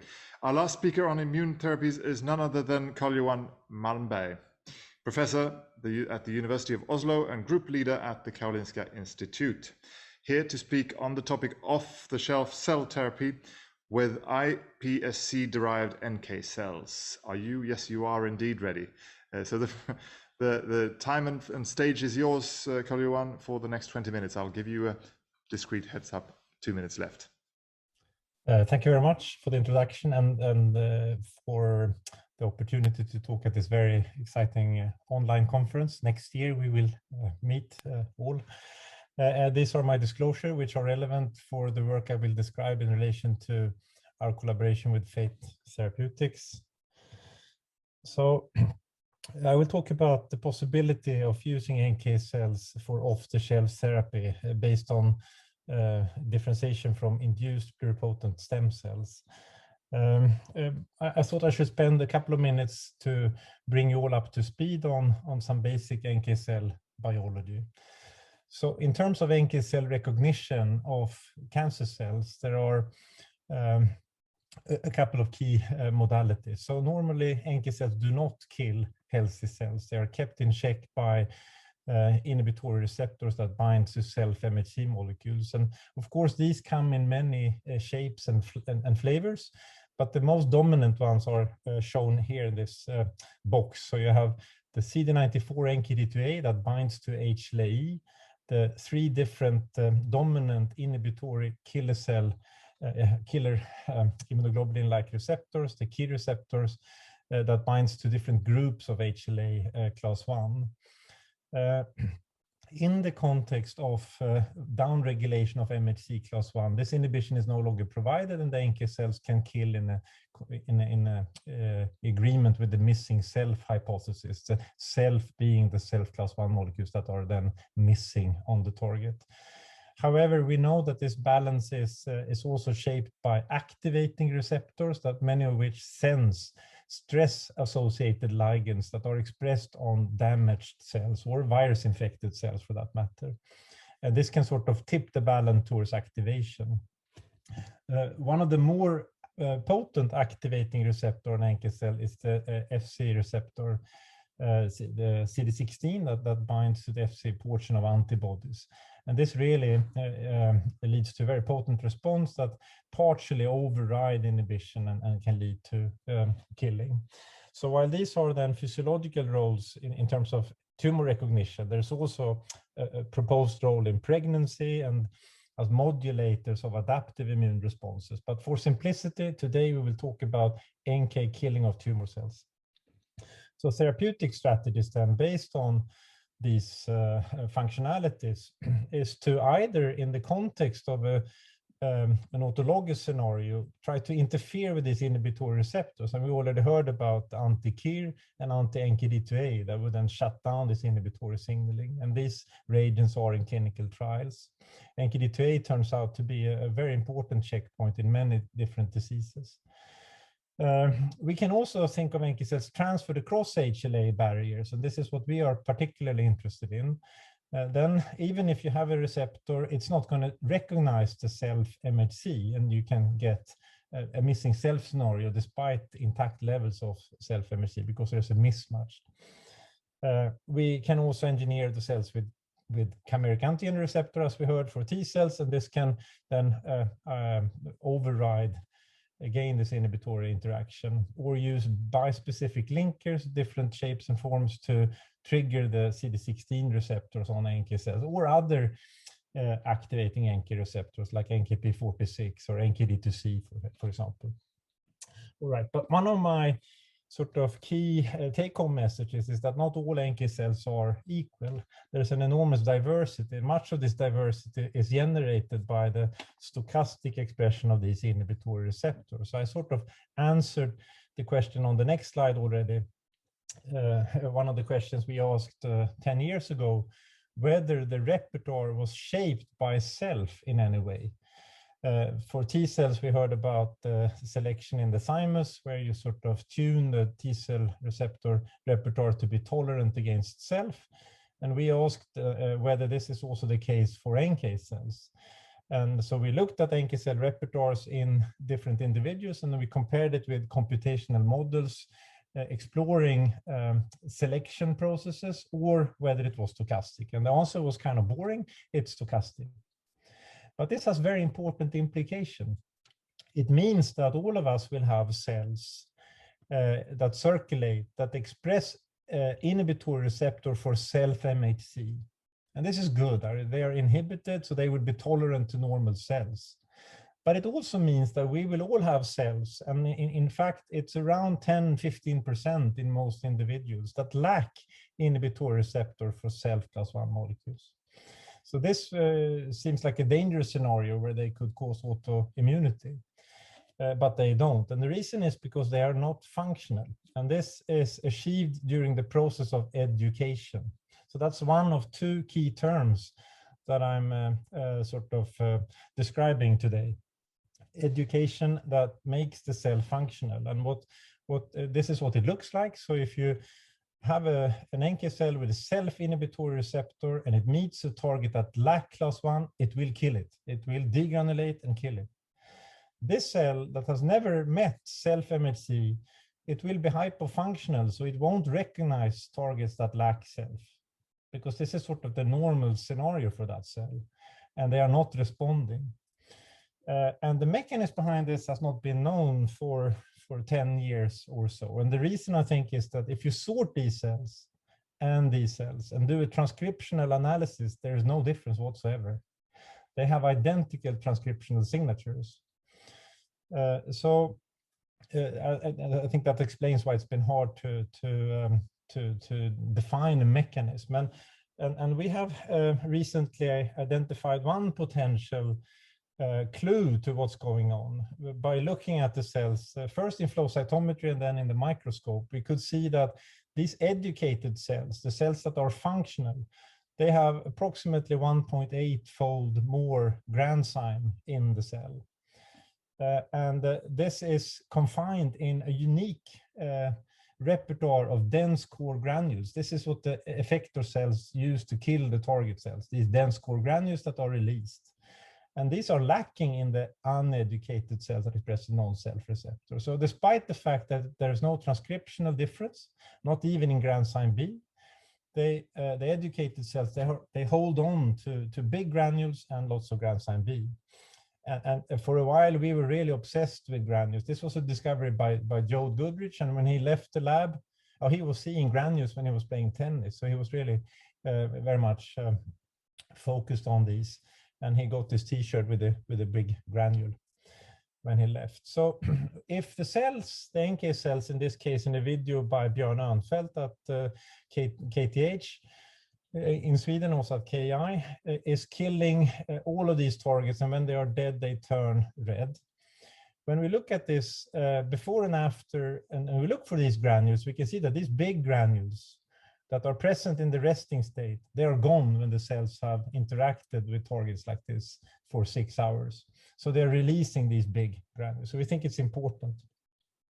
All right, so wrapping up that part of the introduction, we have NK cells that either express a self receptor or a non-self receptor. And this has consequences for the inside of the cell, where the cell with the self receptor, they are protected. So they maintain these big granules that can be used when they meet during the effector response a target that lack class 1, then they can kill. And this is the main focus, I would say, in the laboratory right now to understand exactly how this works. And we're looking at interorganelle communication within the cell using different types of microscopy to sort of, let's see if this is playing, probably not. You need a, anyway, so you need the arrow probably, right? Yeah. Then you can see how the lysosomes are shining up here in calcium flux when the cell is responding to a target. And this is sort of the focus of our attention at the moment. So I've been telling you about education. That is a very digital functional difference in cells that depends on the writing on the wall, what type of inhibitory receptor they express, a self or a non-self. But there would not be a possibility to shape the inside of the cell unless there was a template to shape. And that template is formed during differentiation. So this was also 10 years ago. We and a couple of other labs at the same time in 2010 looked at the diversity in the repertoire. So it was known that NK cells had two forms, the brights and the dims. But what we described here, this was by Niklas Björkström up here in the right corner, was to sort of stratify this better. And we made a very simple experiment. We took NK cells, stained them for these markers, the NKD2A and the KIR, the major checkpoints, but also the CD57 as a senescent marker. And we gave the cells IL-2, and we could see that the naive cells, they proliferated a lot, as is shown by CFSC dilution. And the more mature cells do not differentiate. And this is what everybody in the T cell field would knew since many decades, that the more differentiated cells do not proliferate in response to cytokines. So the naive cells, they proliferate a lot, and gradually they lose differentiation. They change the composition of receptors. So in the beginning, they have NKD2A, and later on they acquire the KIRs and also 57 at the end. And when they acquire the KIR at this stage, it can be as a stochastic process, a self-receptor or a non-self-receptor. So this is where education takes place, building on the template that differentiation forms. Though the early cells are cytokine responsive, the more mature cells, they are listening to receptor input. So they are very good at performing ADCC, which is relevant for therapeutic antibodies and immune engagers. They are also actually very good carriers of CAR. They signal better when they are more mature. Okay, so this is a way to illustrate this. If we look at the proliferation over the course of many days, we can see every generation, and we can follow them from day 2 to 7 to see at the bulk level, most of these NK cells have divided. But if we look at the more naive, they have divided much more rapidly than the adaptive cells that hardly undergo any differentiation. And if we think of this from an NK cell therapy perspective, where you have a donor with a given repertoire, and you give IL-15 to stimulate those cells, you will mostly grow out these naive cells that will mostly be NKD2A positive, which is a checkpoint that will inhibit the cells against HLE expressing targets. So what we have been focusing very much on is to try to find ways to get these adaptive cells, the cells with the big granules that are educated and can kill targets better with more specificity. So is this possible? Yes, it is. And if time allows, I have 3 slides on a clinical trial where we are exploring this concept. But the title of today's talk is on iPSC-derived NK cells for therapy, and this is sort of more into the concept of trying to guide differentiation towards a very functional phenotype. So you start off with a stem cell and you go to a more mature cell. So this is what I will focus mostly on in the next few minutes. So we want to make better cells, and there are 2 strategies. Strategy 1 then, the main topic of today, is to guide differentiation of iPSC-derived NK cells. And this is an industry academic partnership where my lab, together with Jeffrey Miller, are focusing on NK cells, and Michelle Sutherland and Isabelle Riviere at Memorial Sloan Kettering are focusing on T cells. And it's a collaboration with Fate Therapeutics in San Diego. So part of the rationale for trying to develop off-the-shelf therapy is that despite the fact that CAR T-cell therapy is extremely potent and has big clinical potential, it's still quite cumbersome. I am convinced that this will be much easier in the future and much cheaper. So there is by no means sort of a dead end. On the opposite, I definitely think that this autologous procedure will be highly relevant.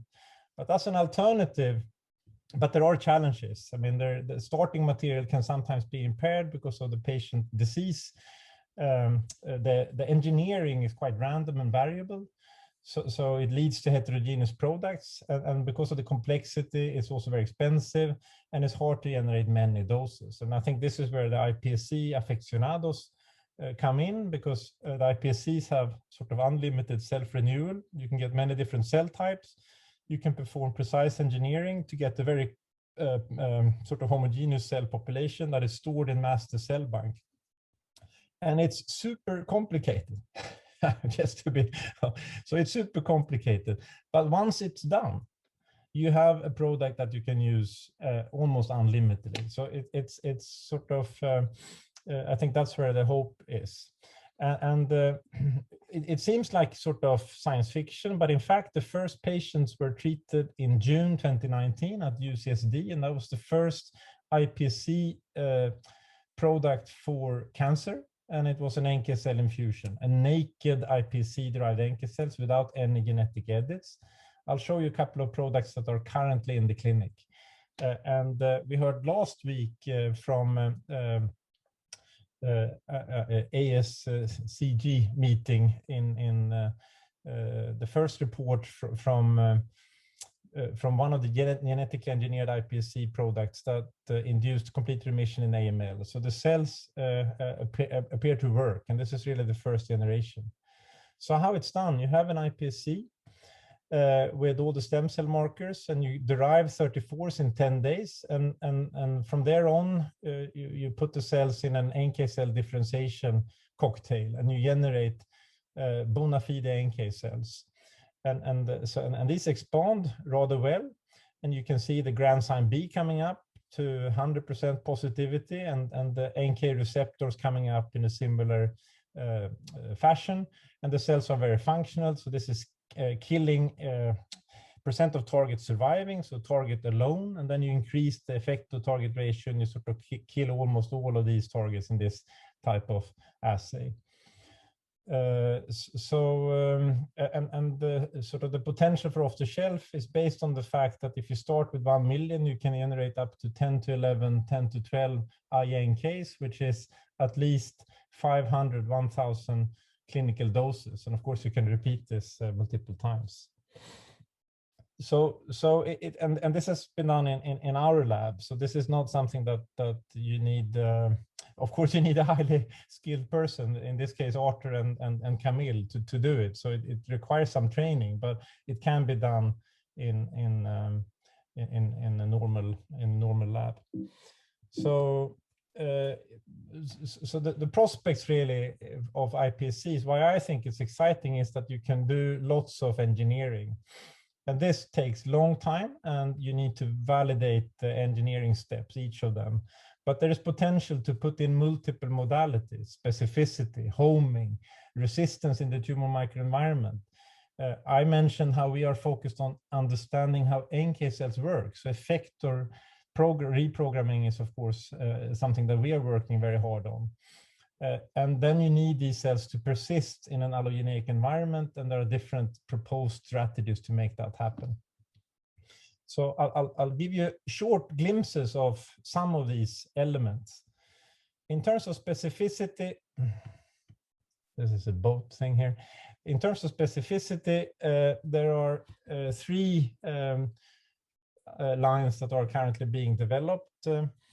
This is already in the clinic. This is not yet in the clinic, but it's awaiting IND approval, and this one is very close to the clinic as well. This is a T-cell product. So this FT596, these are all developed by Fate. So the FT596 has a CAR19 and IL-15 for increased persistence, and then it has the CD16 receptor to boost ADCC. So you have combined modalities. 2 minutes. Okay, so this particular line has a BCMA CAR, a CD16, IL-15, but it also knocked out 38 so that you can combine this product with daratumumab, which binds to anti-CD38. Otherwise, you would kill off all of these cells. And I won't go into this one. So I'll show you one piece of data from the FT596. So here, if you have targets, CD19 negative, CD20 positive B-cell lymphoma targets, and CD19 positive, CD20 positive targets, and you mix them 50-50, and without effectors over time, it's sort of stable. This is the relative sort of composition of the targets. If you add rituximab, not much happens. If you add normal CAR19 NK cells, you kill off the 19 positive targets, but the 19 negatives remain. And if you add rituximab, nothing much happened because there's not so much CD16 here. With this FT596, you kill off the 19 positive targets, and if you add rituximab, you also kill off the CD20 positive target, the green one, so they're also gone. So this combined approach is then beneficial in the case of antigen escape. So effector function, obviously then, as I mentioned, we see these big granules. So we're very much looking into strategies to boost that program. And this is done by very basic NK cell biology, where we look at the transcriptional profiles that are dominant during different stages of differentiation. And then in this case, we identified transcription factors that are on early and late, and we can push by engineering the iPSCs to express or not to express these transcription factors. Time is up there. Yeah, so I will conclude then. So I'll skip strategy 2. I'll come back and present the clinical trial program that we are developing, and I'll go to the acknowledgement slide immediately then. So this is dream team then, all reviewed by product manager Lise Kveberg in Oslo and Ebba Solberg at KI, and lots of collaborators as listed here. Thank you. Thank you so much, Carl-Johan Malmberg, for this fun and engaging presentation. Lucia, the chair of this session, what questions would you like to put forward to? Hello, Carl-Johan. This was so fascinating that I decided I'm too old to change from genetics into this, but it's really amazing. So I am 57 years old, and if I get an AML, would I be able to use your cells?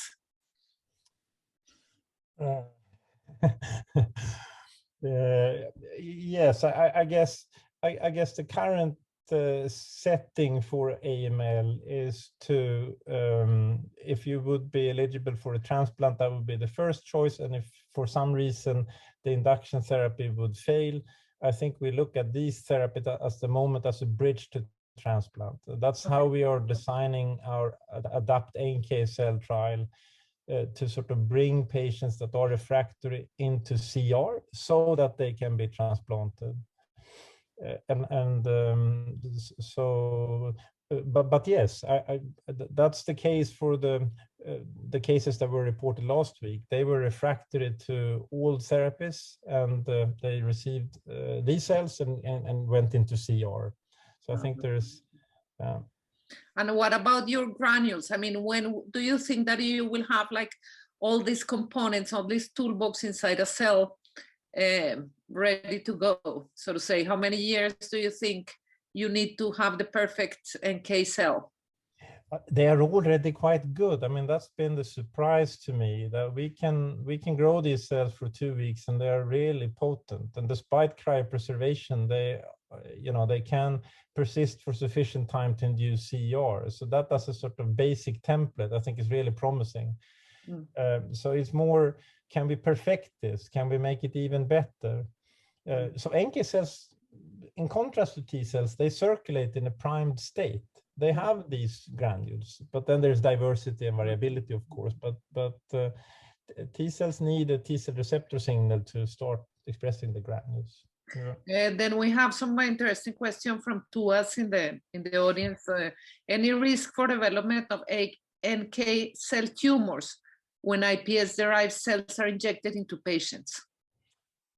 I guess this is a question to the whole iPSC field, where if you make a cell, would you have a small fraction of stem cells that can develop into tumors or like teratomas or something like that? But so I guess it is possible. There's an enormous quality control that is required before you put these cells into patient. And so far in the patients treated, maybe if it's around 30 so far, there's not been any evidence of this happening. I guess one important distinction is that these are allogeneic cells. And however we and they will persist because we give conditioning to the patients. And we are looking at ways to make them persist longer by different strategies, and that's super exciting. That's one of the main projects in the lab, to make the cells sort of sneak under the radar, but it will never be forever. So they will be rejected. So there's like a safety mechanism inbuilt in the fact that they are given across HLA barriers. Okay. The challenge is much bigger if you want to have an iPSC-derived organ or something that's going to persist and you really make it perfect in terms of HLA for long-term persistence, then that risk would probably be bigger. Yeah. So how long time do they remain after transplantation in the patients? What's the so far allogeneic, I haven't seen data from the iPSC NKs, it's not yet published, but allogeneic NK cells typically persist 1-2 weeks, at the most 1 month. Yeah. We have time for one more question from Lucia. There is one more question posed by Ekström-Smedby at the Karolinska Institute, and she asked, what is the toxicity profile of these first trials, in these first trial compounds? So far it's been no toxicity whatsoever, which is really reassuring, and it sort of replicates the mouse models where NK cells seem to have a more beneficial toxicity profile. I would say it's too early to sort of be confident that there won't be any cytokine release syndromes, etc. But so far there's not been any evidence of cytokine release syndrome or neurotoxicity. Oh, that's really great. Thank you very much for this fantastic talk. Thank you, Lucia. Thank you, Carl-Johan Malmberg, and thank you, Thomas and Karin, for the questions. Welcome back to the main session. I hope you had nice and deepened dialogues with the speakers in the breakout sessions now. Welcome back to the main session for the last time. We are changing the topic to the fourth topic of this symposium, real-world application of precision medicine. And this is chaired by, we welcome back Eva Ekström-Smedby, Professor of Hematology at the Department of Medicine at Karolinska Institute, and Karin Ekström-Smedby, MD, PhD, and Senior Lecturer at Karolinska Institute, and member also of the organizing committee for the symposium. Are you online and ready to chair? Absolutely. Fantastic. Yes. Welcome back this morning. And our first speaker on this topic of real-world applications is Stefan Fröhling, Managing Director, National Center for Tumor Diseases, NCT in Heidelberg, and Head of Division of the Translational Medical Oncology at German Cancer Research Center, DKFZ. Warm welcome this morning. You will be speaking on applying advances in scientific understanding in diagnostics and clinical decision making. Are you ready to share your screen? Yes, I am. Fantastic. Looks even better in full screen, and there we go. Perfect. 20 minutes and I'll give you a discreet heads up when 2 minutes left. Yes, great. So thank you, Jonas, for the introduction, and also thanks to the organizers for the opportunity to participate in this fantastic symposium. And before I get started, I would like to apologize for being an outlier or an exception, as I will not be talking about a hematology topic, but on the use of comprehensive molecular diagnostics in the clinical care of patients with solid tumors. However, I did check with the organizers in advance, and they assured me that this deviation would be fine with them and would also fit into the scope of this symposium. And I've chosen to illustrate the clinical value of broad molecular analyses in the clinic using a group of tumors that are at least also mesenchymal neoplasms, even though they are not heme malignancies. And these are the soft tissue sarcomas, which are, as you probably all know, a markedly heterogeneous group of rare malignancies that can occur in virtually any body region and that are derived from the tissues indicated on the left-hand side of this slide. And progress in the drug treatment of soft tissue sarcomas has been slow, and it has been hampered by a lack of adequately sized clinical trials, which often also fail to account for the heterogeneity of soft tissue sarcomas. And there are only few clinically validated molecular drug targets when you compare these tumors with other cancers. And despite this rather unsatisfactory situation, I would like to recall, as a ray of hope, so to speak, that although soft tissue sarcomas are challenging to treat and we have comparatively few drug therapy options available, they also represent a group of diseases in which, of course, several precision oncology milestones have been achieved. And this is, of course, the case for the targeted blockade of the mutant KIT receptor in patients with gastrointestinal stromal tumors. So these are almost historic data from 2004. But this is also the case for more complex alterations, exemplified here by the discovery of pharmacologically targetable rearrangements of another receptor tyrosine kinase, the ALK receptor tyrosine kinase, in patients with a disease called inflammatory myofibroblastic tumor. And this slide summarizes one of the first case studies that was published in 2010 that reported on the therapeutic efficacy of crizotinib, which is a combined ALK and MET inhibitor in this disease. And the value of ALK fusions as therapeutic targets in inflammatory myofibroblastic tumor could also be demonstrated in a multi-center phase 2 trial conducted by the EORTC, and that has been very challenging given the rarity of this disease. And this trial found a disease control rate of 100% among a small group of patients with ALK rearranged inflammatory myofibroblastic tumor. And another particularly striking and more recent example are rearrangements of the NTRK receptors, another family of receptor tyrosine kinases, which, as in many other entities, are associated with remarkable sensitivity to NTRK inhibitors, such as larotrectinib, as shown in this diagram, or entrectinib in patients with different soft tissue sarcoma subtypes.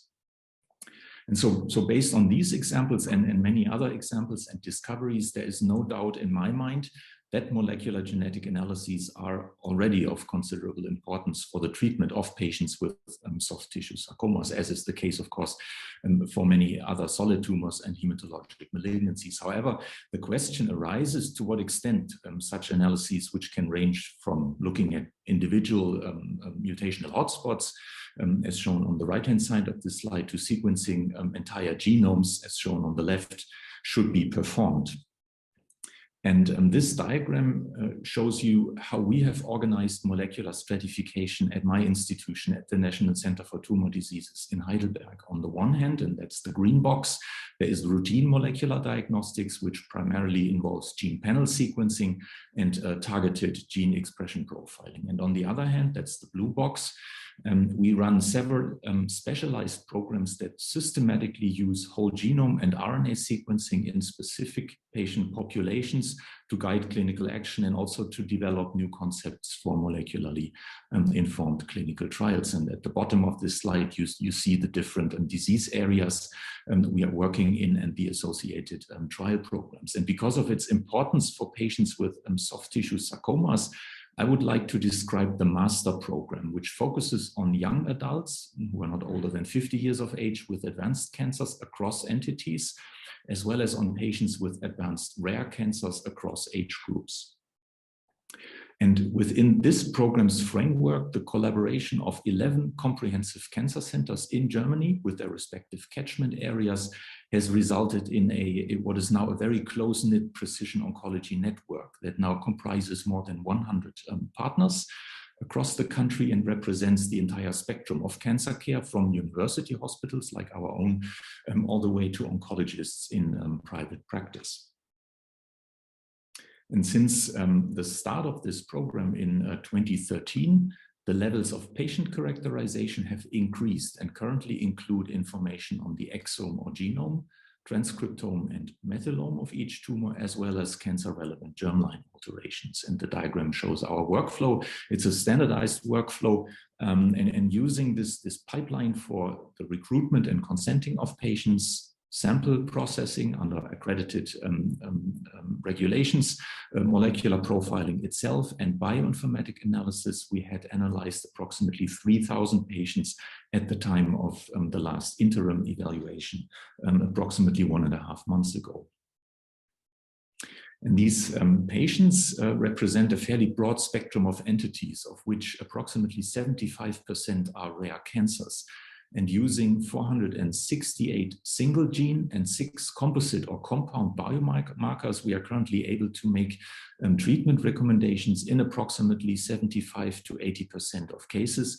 And we assign them to 7 different so-called intervention baskets shown on the right that are based on the cellular processes or pathways that are disrupted by the respective molecular alterations that we find by sequencing. And if you look more closely at the entity distribution at the pie chart, you will see that soft tissue sarcomas account for the largest proportion of our cohort, which we think primarily reflects a significant unmet medical need in these patients who are often young and have only 2 or 3 treatment lines available, which is different from many other more common malignancies.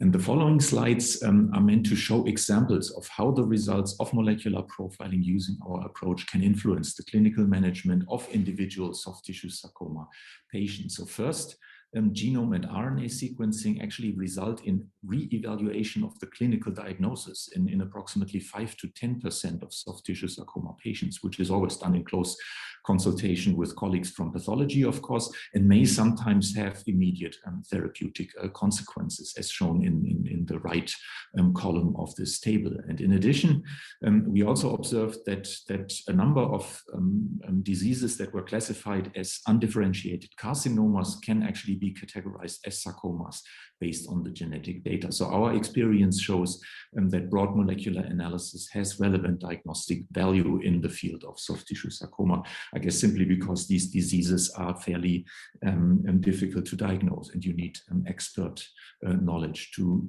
make these diagnoses. And second, and this was a bit of a surprise to us, systematic analysis of germline alterations. And the numbers I'm showing here are for the entire cohort across all entities. Systematic analysis of germline alterations revealed that approximately 10% of our patients have clearly pathogenic variants in known tumor predisposition genes, and approximately 5% are carriers for autosomal recessive disorders such as Fanconi anemia, Bloom syndrome, and many others. And in addition, germline analyses also provide entry points for molecularly targeted therapies such as PARP inhibition in patients with inactivating BRCA mutations. So we were surprised by this high frequency of clinically relevant germline alterations. And third, and that's perhaps the most important aspect, comprehensive molecular tumor profiles often provide starting points for individualized sarcoma therapies. And I'll show you a couple of case vignettes. So this is the case of a young woman, was the case of a young woman with metastatic pulmonary epithelioid hemangioendothelioma, a very rare soft tissue sarcoma subtype, and she had no response to 2 lines of systemic therapy. And her tumor was found by whole exome sequencing in that case to harbor a focal amplification on the long arm of chromosome 4, that's indicated by the red arrow, that affected, among others, the PDGF receptor alpha gene. It was also associated with high expression of PDGF receptor alpha, both on the mRNA and the protein level, as well as its cognate ligand. And these findings provided a molecular rationale for treatment with a multi-tyrosine kinase inhibitor inhibitor called pazopanib, which is also an approved drug for patients with soft tissue sarcoma. And this resulted in a partial remission that lasted for a little more than 6 months before her tumor unfortunately progressed and she passed away. And while this individual patient is an interesting individual case, an important question is whether new starting points for molecular stratification and targeted treatments of larger patient groups can also be found. And that this may be the case also in soft tissue sarcoma is illustrated by the example of another young patient, in this case with refractory retroperitoneal leiomyosarcoma and amplification of the FGFR1 gene on the short arm of chromosome 8, again indicated by the arrow. And this patient benefited from pharmacologic FGFR blockade in the context of 2 clinical trials for a little more than 1 year. And based on this individual clinical observation, we have determined through analysis of 3 different retrospective patient cohorts, one from Heidelberg, one from Munich, and the TCGA dataset, that alterations of FGFR1 occur in at least 7 different soft tissue sarcoma subtypes at low frequencies. And we also observed in fairly simple laboratory experiments that the sensitivity of soft tissue sarcoma cell lines to FGFR inhibitors is primarily dictated by aberrant FGFR1 expression and sufficient inhibition of the RAF-MEK-ERK pathway by these small molecules. And another fairly recent example in another very rare disease is the discovery of an activating mutation in the ERBB2 receptor tyrosine kinase in a patient with an entity called neurofibroma schwannoma hybrid nerve sheath tumor, who has been responding to a small molecule ERBB2 inhibitor, lapatinib, for more than 5 years now. And based on this observation, we have analyzed 18 additional cases that we could identify through the network of the German Cancer Consortium. And we found that ERBB2 mutations are indeed recurrent events, specifically in hybrid nerve sheath tumors that are associated or that arise in the context of sporadic schwannomatosis, and that these tumors are part of a distinct subgroup of peripheral nerve sheath tumors that are defined by a distinct DNA methylation profiling. So we do think that these mutations have both diagnostic and also therapeutic value. And the assumption that also other pathways, so I talked a lot about receptor tyrosine kinases, and that also other pathways besides RTK signaling may have importance as therapeutic targets in patients with soft tissue sarcomas is supported by this case of a patient in her 50s with chemo-refractory metastatic uterine leiomyosarcoma. And since we identified in this case biallelic TSC1 loss in this tumor, the patient was started on the mTOR inhibitor everolimus, and this has resulted in a very good partial response after 3 months, as shown in these CT scans. And it's early days, and she's still on treatment, but at least for now, this result looks fairly encouraging. And this result is also consistent with our previous observation in the context of a survey of the genomic and transcriptomic landscape of leiomyosarcomas that's shown on the bottom right, that alterations potentially associated with constitutive activation of the PI3 kinase AKT-mTOR signaling axis are actually present in a large proportion of these tumors in our cohort in more than 50% of leiomyosarcomas we have looked at, in this case by exome and RNA sequencing. And as briefly alluded to earlier, an important aspect is that our comprehensive molecular profiling approach also allows us to capture composite or compound biomarkers that comprise multiple different components. And for example, whole exome and whole genome sequencing identifies genomic imprints of defective DNA repair via homologous recombination in nearly all patients with advanced stage leiomyosarcomas, and also in nearly all patients with pre-treated chordoma. And this suggested to us that this concept of BRCAness, that is of course important in common epithelial cancers as a therapeutic liability, might actually extend beyond these common epithelial cancers such as breast and ovarian and prostate cancer. And the potential clinical value of this discovery is illustrated by another individual case. This is a 57-year-old chordoma patient who showed an exceptionally strong BRCA-ness phenotype. And he responded to single-agent pharmacologic PARP inhibition using olaparib for a period of approximately 10 months. And this is shown on the MRI scans on the left. In this case, also illustrated that sequential genetic analyses before and after targeted treatment can be very informative, because whole genome sequencing of a repeat biopsy we took when he progressed, and we took that biopsy from a progressive region of the tumor, and this biopsy revealed that a newly gained missense mutation in PARP itself that is predicted to disrupt a specific domain of this enzyme, the autoinhibitory helical domain, and stabilizes the active conformation and might be responsible for this acquired resistance. And we also think that this finding probably validates PARP1 as a therapeutic target in this particular tumor. And these are all individual cases or small cohorts, but the overall implications of our stratification approach are perhaps best illustrated when we take a look at the first 1,310 enrolled patients for whom we have comprehensive and manually curated clinical information available. And in this subset of our cohort, we made evidence-based treatment recommendations in 88% of the cases. And these recommendations could be implemented in approximately 1/3 of cases, of which 55% had an objective response or stabilization of their disease, including patients, and this is shown in the diagram on the left, including patients who had received recommendations with a lower level of evidence. And in addition, we also observed that the molecular data helped us clarify the clinical diagnosis. I mentioned that across all entities in nearly 5% of cases, and systematic analysis of germline alterations, I mentioned that as well, showed that approximately 5% of patients have pathogenic variants in known predisposition genes or are carriers for autosomal recessive disorders. The proportion of patients in whom recommended treatments were associated with a prolongation of the progression-free survival interval by at least 30% compared with the last systemic treatment before molecular analysis was 36%. And this includes most soft tissue sarcoma subtypes, except those with leiomyosarcoma, which fare worse. And these calculations were based on cases that represent a total of 20 different disease categories. And a progression-free survival ratio that is greater than 1.3 in more than 30% of patients was found in 16 of these subcohorts. And when we apply more stringent criteria, a PFS ratio of greater than 1.5 in more than 30% of patients was detectable in 12 different subcohorts. So we do think our approach has value across many different disease categories.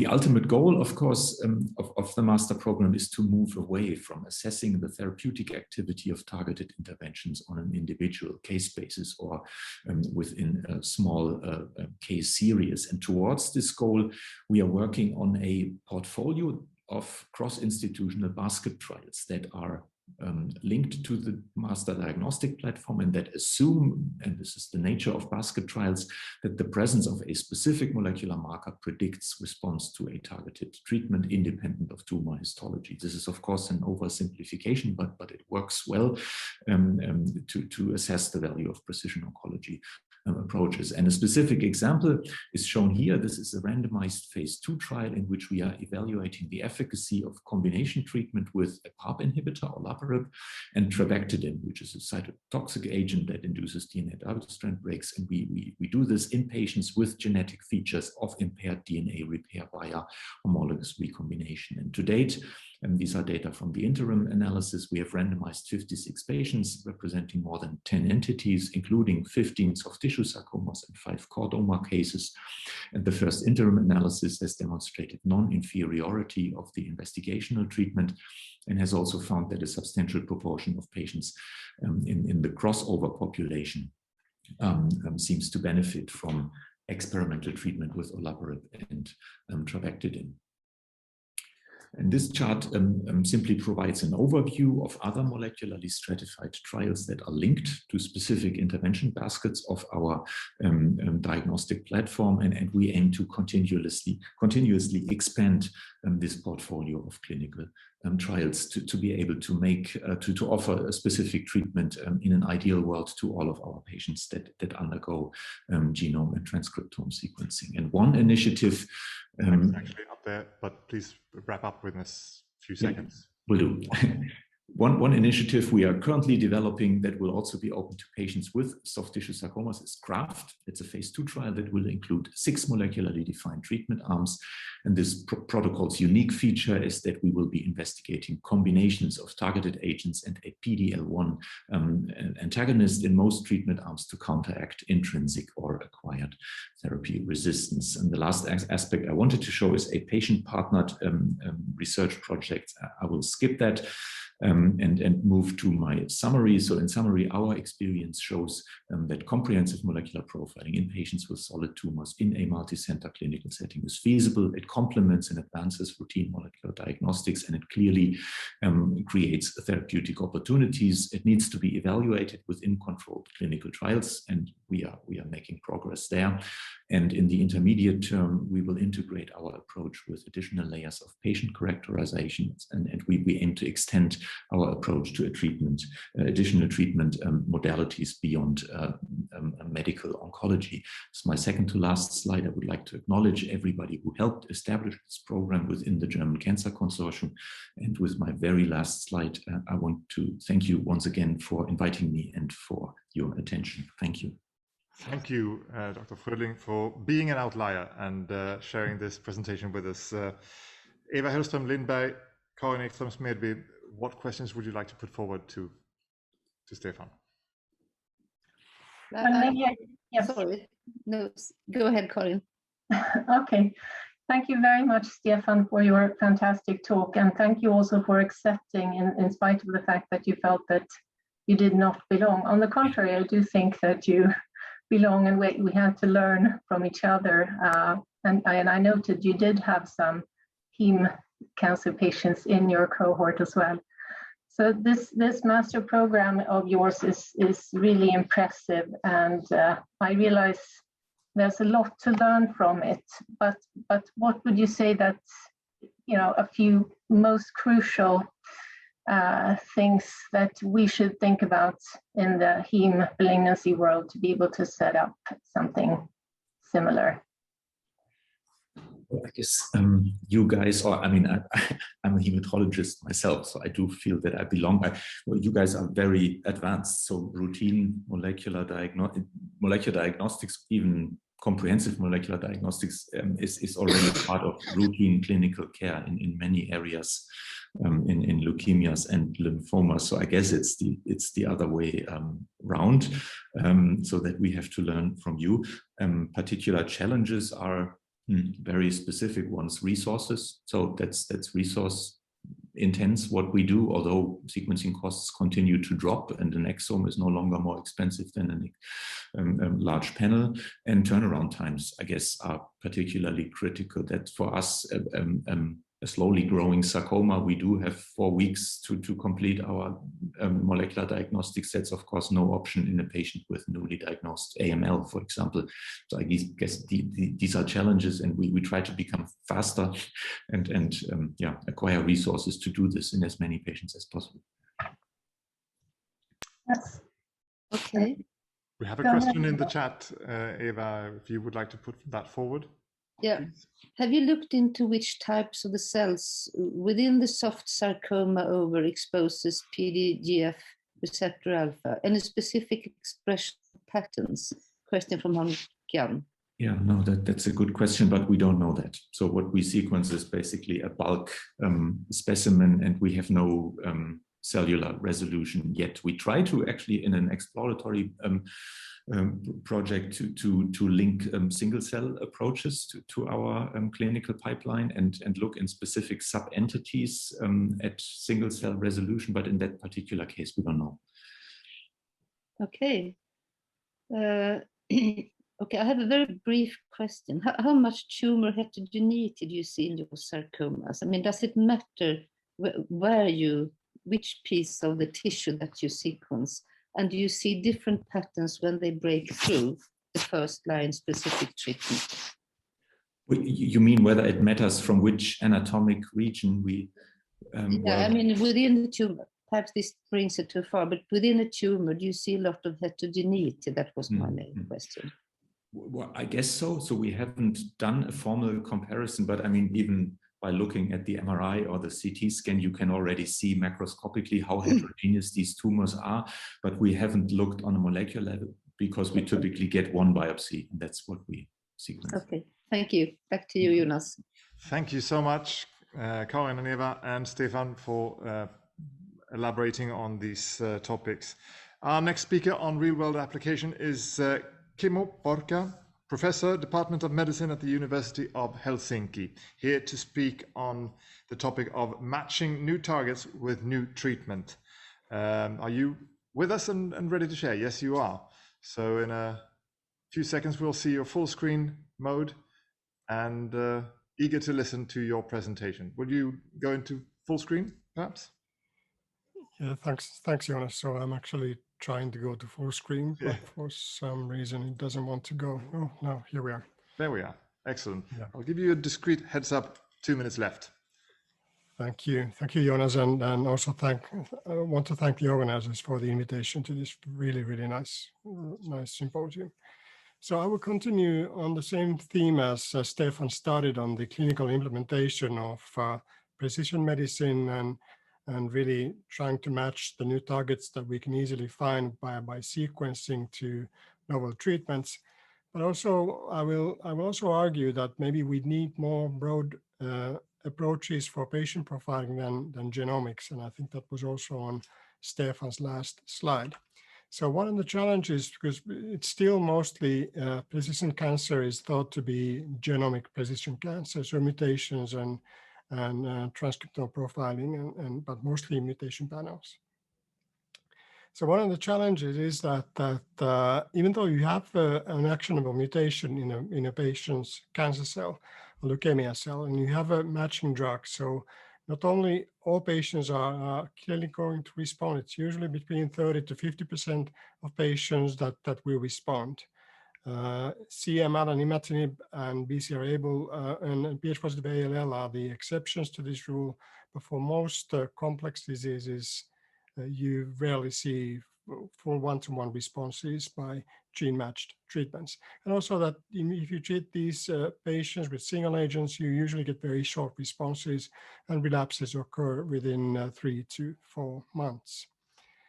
And actually I would argue that even though Stefan showed you very nice success stories on matching mutations with treatments, I would still argue that for most of the cancer patients, by far the majority of the patients, you actually don't have any actionable mutations. You have very many mutations in these patients, and it's very difficult to deduce from the set of tens of mutations that what would be the ideal drug target in those patients. And finally, there are situations that you see actually quite often in our case. So is that even though you don't have the matching mutation, you still see a drug response. For example, in FLT3 inhibitors, you very often see responses in patients who are FLT3 negative as well. So this sort of set us into thinking that maybe the old idea of using functional assays, especially the ex vivo drug testing, might give some additional information, especially for the clinical translation. And we started in Helsinki a program about 10 years ago. And here are just the PIs, also my acknowledgement slide. So the project was led by Olli Kallionen, currently at SciLife at Stockholm. Now it is led by Caroline Heckman, who is following me in this program. And Tero Aitokallio was on the bioinformatics side, and Christer Wennerberg now at BRIC in Copenhagen did set up the high throughput ex vivo drug testing facilities. and so work closely with Satu Mustjoki and also Björn Tore Gjertsen at Bergen.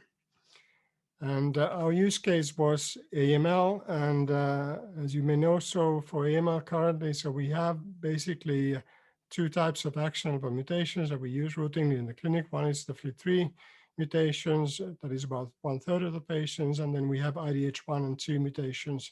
Those are still not approved, but they cover about 20% of patients. But still, there is more than 50% of patients where we actually don't have any actionable mutations. So our program on implementing more functional types of testing starts from the viable patient samples. They're actually fresh patient samples that we collect from the bone marrow. We do expose these cells to drug testing, to also molecular profiling like exome and RNA sequencing, but the main tool is this ex vivo drug testing that is actually very actionable and gives results in a very rapid time frame, in 3-4 days. And much of this data is then returned to the tumor board, and then results in a proportion of patients, it will result in treatment recommendations. But this data set is also used for doing quite a bit of biomarker research, and in time, obviously, that will also bring us new drug transcriptome correlations that we can use also for translation, but very often in the time frame that we have for acute leukemia, so they are too slow, and that's why the drug testing is, also in that sense, it's quite useful.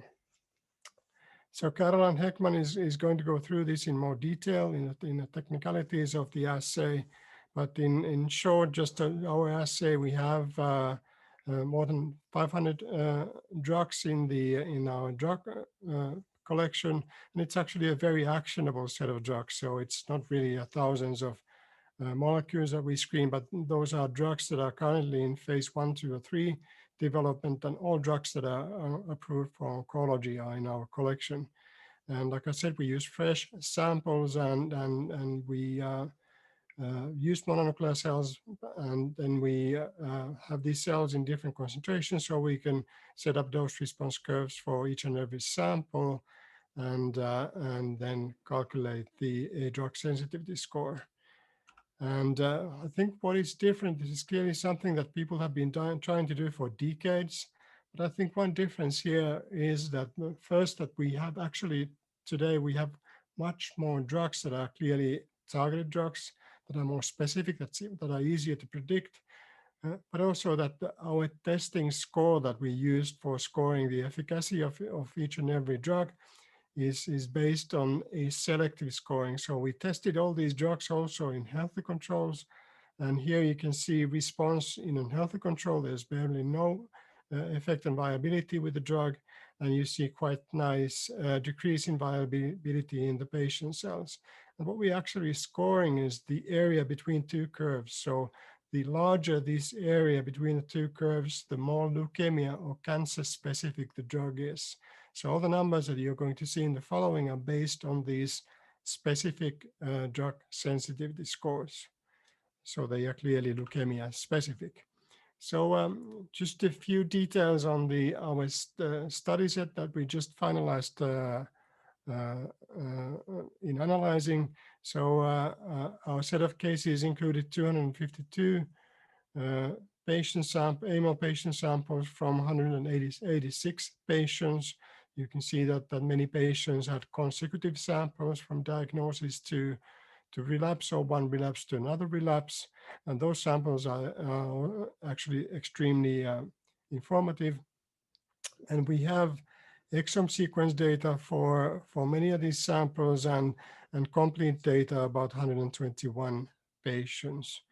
And for most of these patients, I'll show you that in a bit, that we were able to find at least one sensitive drug in the ex vivo drug testing.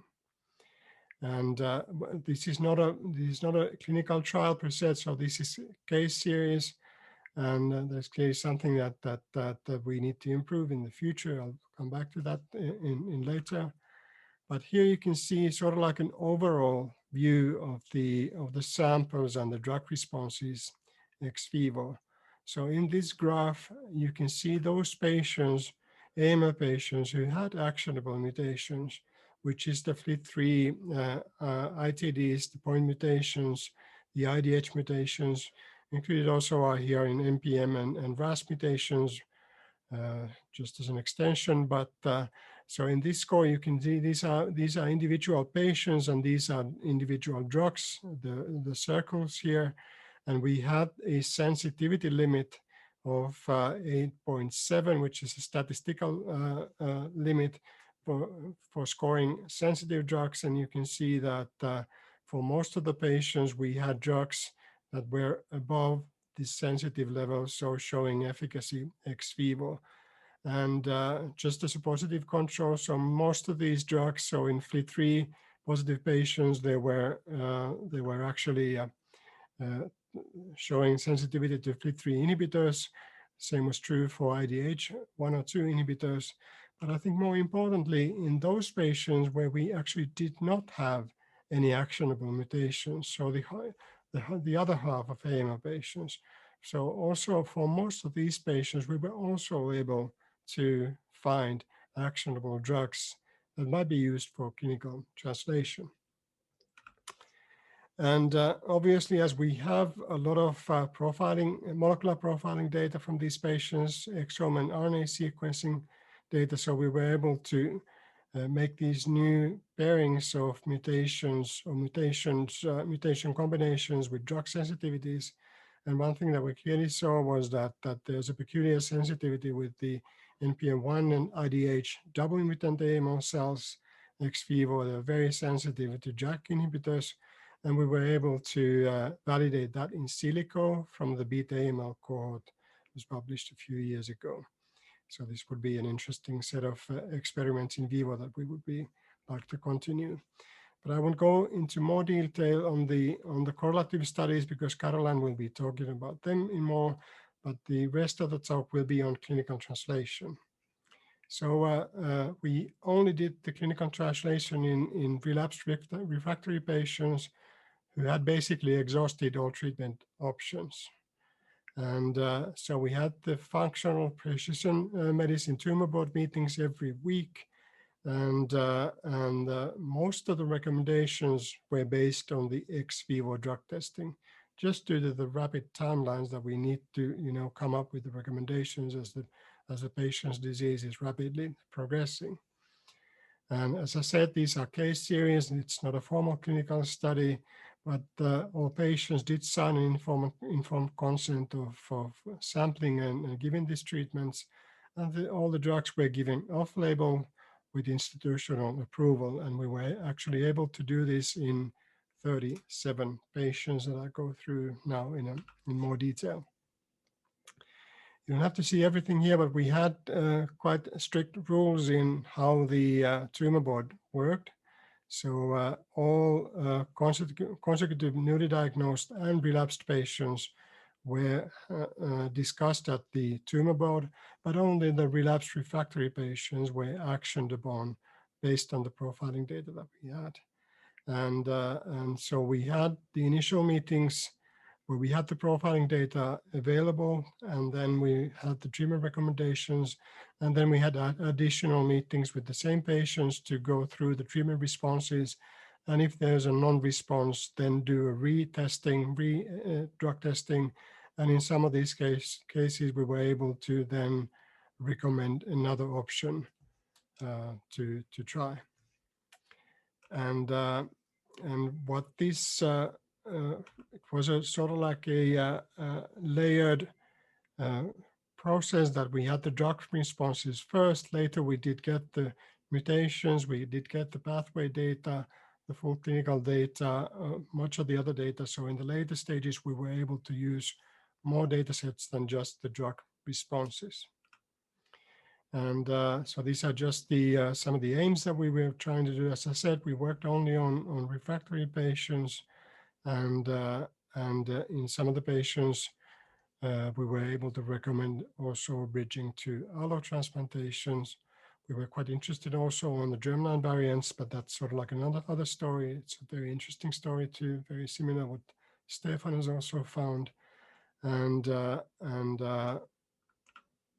so for refractory AML, we need to have failure to at least 2 induction treatments. And for primary refractory patients, no direct allo transplantation option, no clinical studies, and at least a performance status of 3. So actually quite poor patients were also included in the study. And for relapse patients, we had at least in the second relapse. And again, no allo options or no clinical studies. And so most of the treatments that we used were combination treatments, but some of them were single agents. And we had the ex vivo drug testing criteria, or the score should be more than 8.7. We would be able to have the drug for clinical use, and also that there would not be no absolute contraindications. And for combination treatments, so we would get the same criteria for single agents, but then we were looking for different modes of actions and at least no known or significant interactions. But for many other drugs, we just didn't know and started with quite low doses. And we treated these patients until progression. And overall, in this very heavily pretreated population with actually no other treatment options, so the treatment outcome was relatively, I would say, quite good. So we saw clinically meaningful responses in about 60% of patients, and at CR or CRI level responses in about half of these patients. And you can see the survival curves here. You can see also that even though we got the responses, many of them, for many patients, the duration of responses were quite short. And that was something that we were expecting too. But we were some patients that experienced quite prolonged responses, and we have also a few long-term survivors that we were able to bridge to allo transplantation. And those I will show here in the swimmer plot here. So all the longest survivors are those that we were able to bridge to allo transplantations, but we have some patients who are still at 2 years, still ongoing responses in these drug testing and molecular profiling directed treatments. So obviously there's a lot of things that have to be improved, but this I think is somewhat encouraging. So here's one patient case that we treated, sort of illustrates also the status of AML treatment today. So the patient was 63-year-old male, had a normal karyotype, had NPM1 and IDH2 mutations, what was basically characterized as a low-risk patient. Was first treated with our standard induction and consolidation treatments. You can see this, the gray is the blast count in bone marrow, should be less than 5%. And this color here, this pink color is the NPM1 BCR transcript levels. And you can see that we also got a very deep molecular response for these patients. However, even despite this deep responses, low risk, the patient relapsed in about 1 year. And in that phase, we were able to do a drug testing, and one of the best drugs that came up was venetoclax. And that was then combined with azacitidine, and with that combination treatment, we again got the second remission, also again a very deep remission, and 2 minutes. Had allotransplantation for this patient, and he was in remission for 2 years, but then relapsed, and now he's actually on IDH2 inhibitor and still on remission.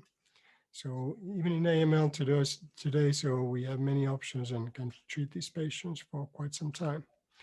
So I will go briefly this. Some of the challenges is that we clearly need standardization. The profiling is somewhat expensive, but pales in comparison to the drugs that we use. And I think the biggest challenge that we have very poor access to the really effective medications that are used for different indications or are in the later phases of development that are non-approved. Even though we see very nice responses, these are very difficult to get from the drug companies. And also, obviously, you want to do combination studies and also use drugs from different companies, and that's still a big logistic challenge. And also the repurposing has turned out to be not very easy. And as I said, most of the responses are short-lived, and that's why we need these types of large studies and also large consortia to really do this at scale, because these are rare patients and you need to do this in a very efficient way. And you need to also record these rare responses also, so we would need to have a database for the responses. This is my final slide. Is just the way I see this, where these tumor boards are going, that we need to do even more comprehensive profiling, and we have a lot of tools now at our disposal, genomic functional imaging, and also what is clearly, at least in our work, is that you just drown in the data, that you need computer support. And you need to feed actually this data, this decision support system, not just with the clinical trials, but also with observational data, the real world data from the hospital data sets. But still, obviously, the standardized biomarker data is still valid. So this is our experience on implementing precision medicine in hematology, in AML. There are challenges, but there are also quite clearly positive signals for efficacy. So thank you. Thank you very much, Professor Porka. Karin Smedby, Ekström-Smedby, would you like to go first with the question to Kimmo? Yes, okay. We thank you very much, Dr. Porka, for a fantastic presentation. We have several questions here in the chat. Let's hope we have the possibility to post several. First, very interesting and modern study. Did you continue any of the targeted therapies after transplantation, and did you face any problems with this post-allo? Well, there were still very few patients that were transplanted. There were 4 patients, and actually we were lucky in the sense that none of those patients have relapsed yet. So we have not been using any of the targeted agents post-allo. Okay. Thank you. And the second one, thanks for an interesting presentation. For research purposes, is it possible to perform drug screening retrospectively in DMSO biobank cells? It is more challenging, but it's doable, and maybe Caroline is touching on this in her talk. It's doable.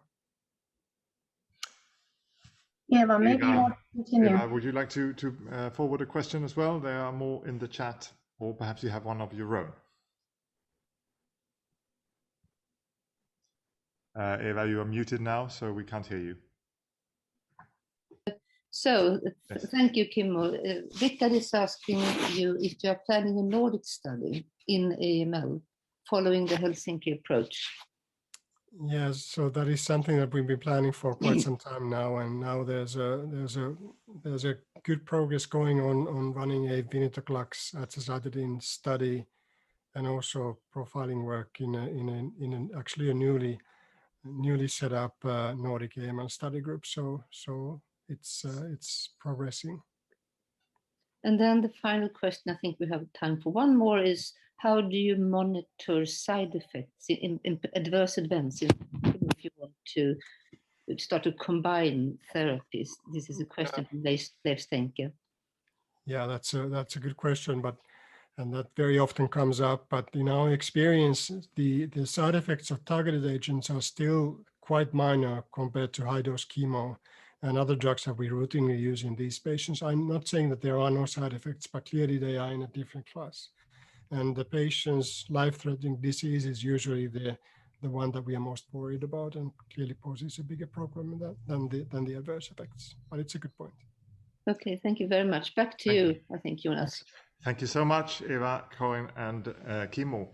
Our last speaker for the whole symposium, actually, and indeed for the real-world application topic, is Caroline Heckman. Research Director at the Institute of Molecular Medicine Finland, the FIMM, and the University of Helsinki, where she oversees the Functional Precision Medicine for Cancer program. You are here to speak on combining drug efficacy screening and omics technologies. So the floor is yours, and you have 20 minutes. I'll head you up with the two-minute warning. Yes. As usual. Yes. Okay. Thank you, Jonas. Thank yes, I'll try to be on time since I'm the last speaker here. And also thanks to the organizers for this really interesting meeting. I know it's been a lengthy journey to try to get this off the ground, and I'm glad that you're able to finally do that.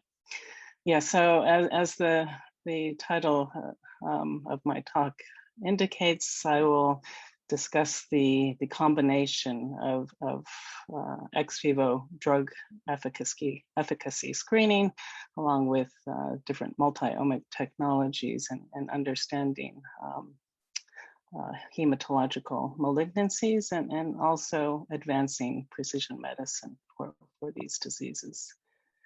So I think as Kimmo really elegantly introduced in his presentation, there is a big challenge when it comes to genome-driven precision medicine in cancer.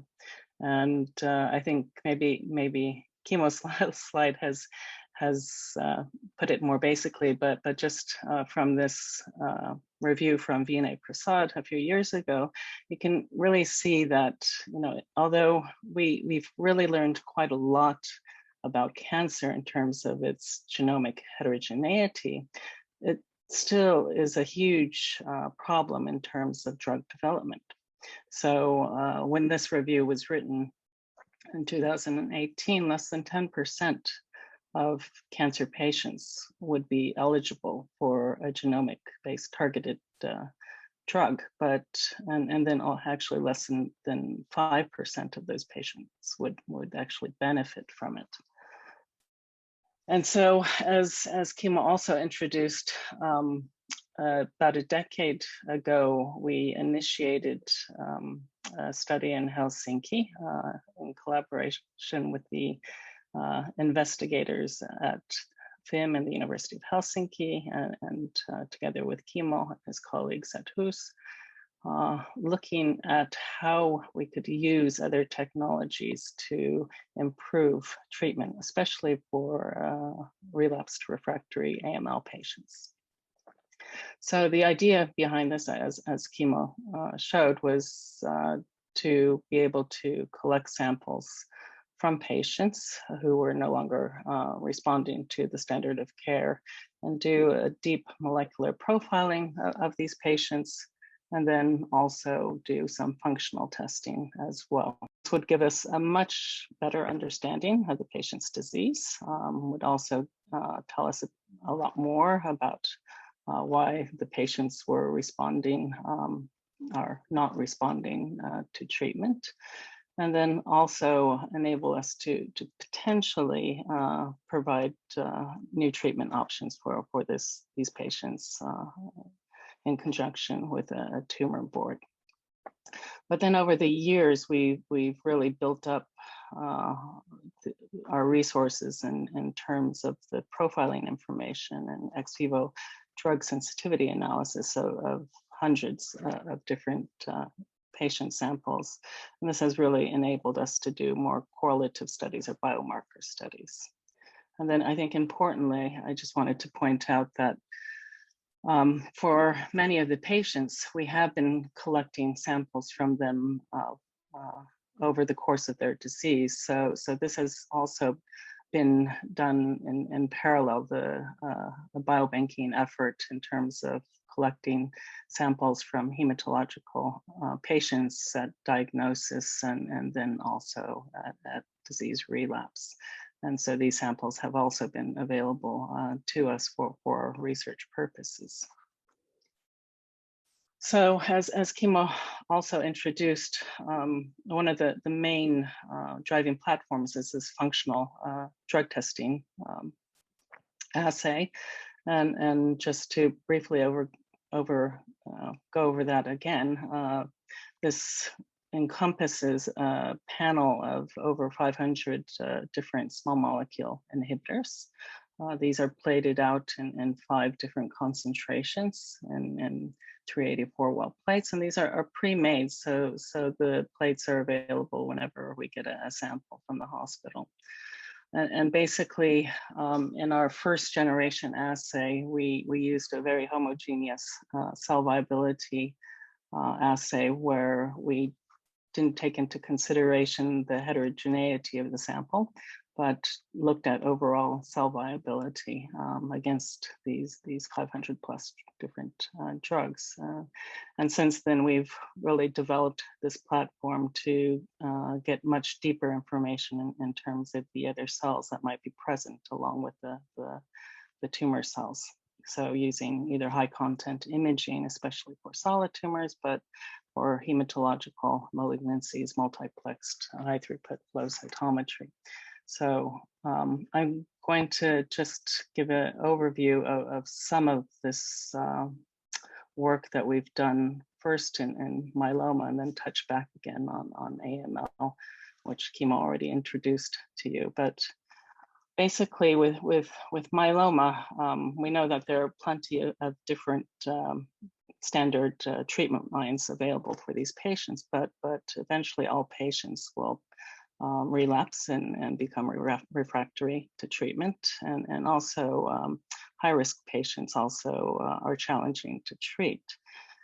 So one of the former students in my group, Mamum Mayumder, undertook a large-scale drug screening effort for myeloma, collecting samples from mainly relapse refractory patients, but also from newly diagnosed patients. And if we look at the overall response to the inhibitors in our panel for a group of more than 100 myeloma patients, we can see that the patients, or the patient samples, can be subdivided into very clear clusters.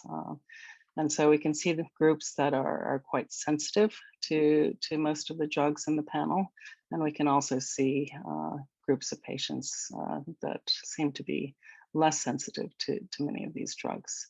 And then in terms of the class of drugs, these also cluster together depending on their target. And we can see that certain drug classes like the BCL2 inhibitors seem to be quite effective for most of these myeloma patients. And then other drugs seem to have some efficacy, but in some groups, but very little efficacy in others.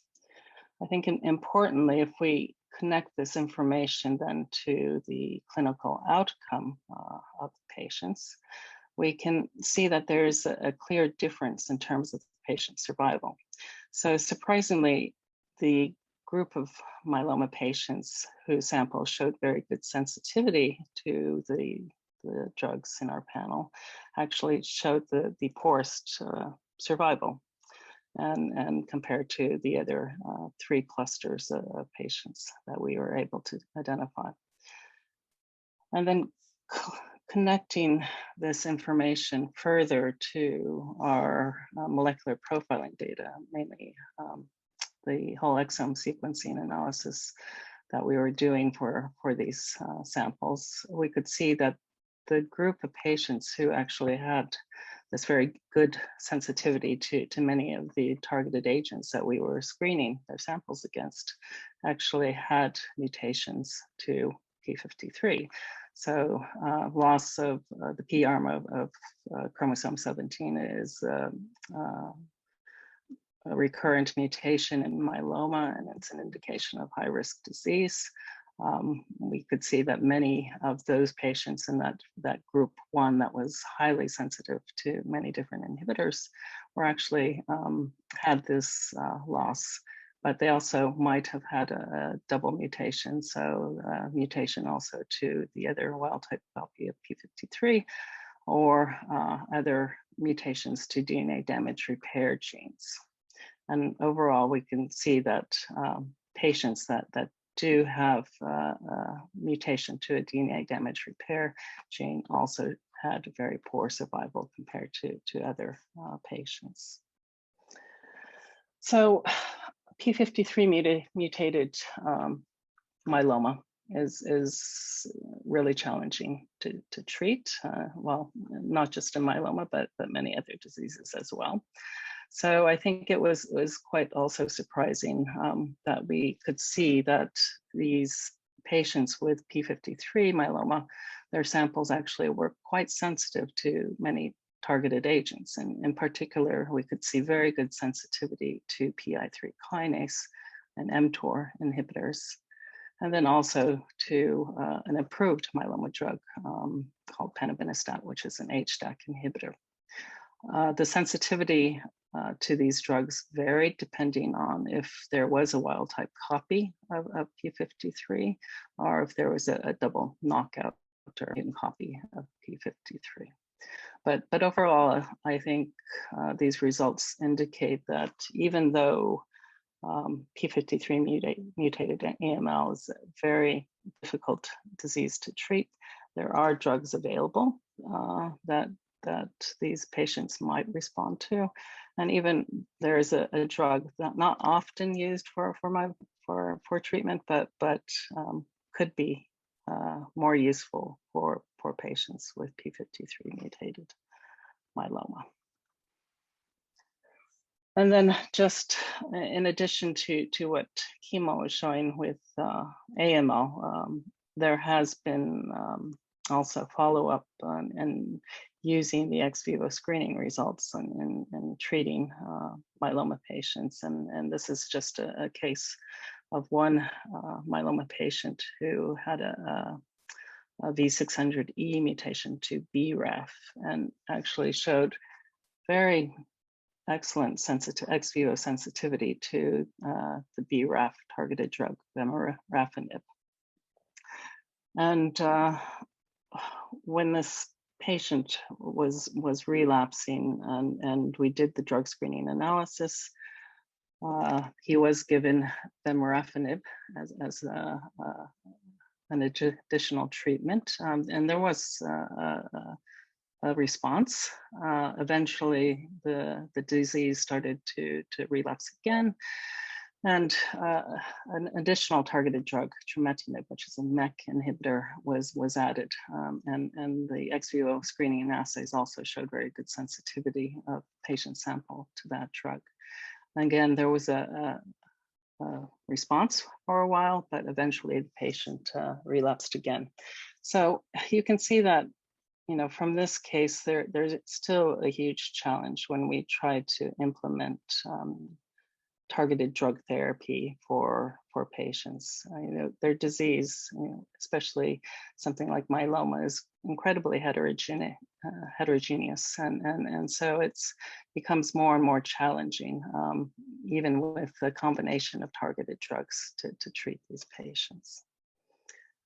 And then you heard already about AML and the challenges in treating AML patients. But again, like myeloma, genomically, it's incredibly heterogeneous. And it's, at this point, even though we've known what the genomic background is for AML, at this point, although several different new drugs have been introduced recently for AML, only 3 of the known driver genes for AML actually have targeted agents that have been developed and approved for these patients. So most AML patients are likely not going to be eligible for one of these new agents that has become available. And as chemo also introduced, about 50%, you know, of AML, even though they lack a driver mutation, we do see very good ex vivo sensitivity to many different targeted drugs. And so looking then a little bit deeper, especially at the pathway data, pathway analysis data that we were getting from gene expression analysis, we could see that even though the patients might lack a clear driver mutation, they do have activation of certain signaling pathways. And one of these pathways is activated by the KIT kinase. And what we could see is that many patients who displayed activity of the KIT pathway had very good sensitivity to a multi-kinase drug, dasatinib, that is actually approved for CML. And if we looked at our ex vivo results, we could see that, well, not only did the patients have activation of pathway and good ex vivo sensitivity, if the results were translated to patient care, which they were for a few patients, we did see a good correlative response as well. There was actually one patient who was treated with dasatinib who actually did not show a good response to this drug. And although there was very good drug sensitivity, there was actually very poor KIT pathway. There's poor indication of KIT pathway activation. So this indicates that even though the ex vivo drug testing assay might provide some guidance in terms of patient treatment, the additional information that we're getting from the gene expression and pathway analysis from these patients actually might be more informative. And then going on to the newer assays that we have been developing for ex vivo screening. We have some results that were recently published for AML. And for AML, we're looking at samples that are a mix of leukemic blast cells, but also other normal hematopoietic cells as well. And so using a multi-parametric flow-based assay, we can get a much better look, not only at the effects of individual drugs on the different cell subpopulations with these samples, but also looking at the phenotype of the samples and the effects of these drugs on the phenotype. So just as an example of a study that was recently published and led by former student Heikki Kuusimäki and Maya Lekpa and the group.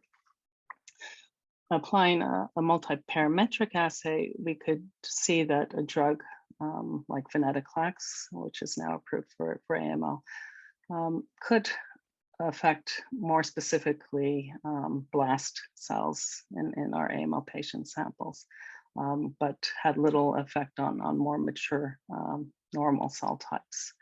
While we had other drugs, well, chemotherapies basically that were effectively targeting most of the leukemic blast and healthy cell subsets, and other targeted drugs that may not have been necessarily effective for the blast cell population, and then might have been targeting more normal hematopoietic cells.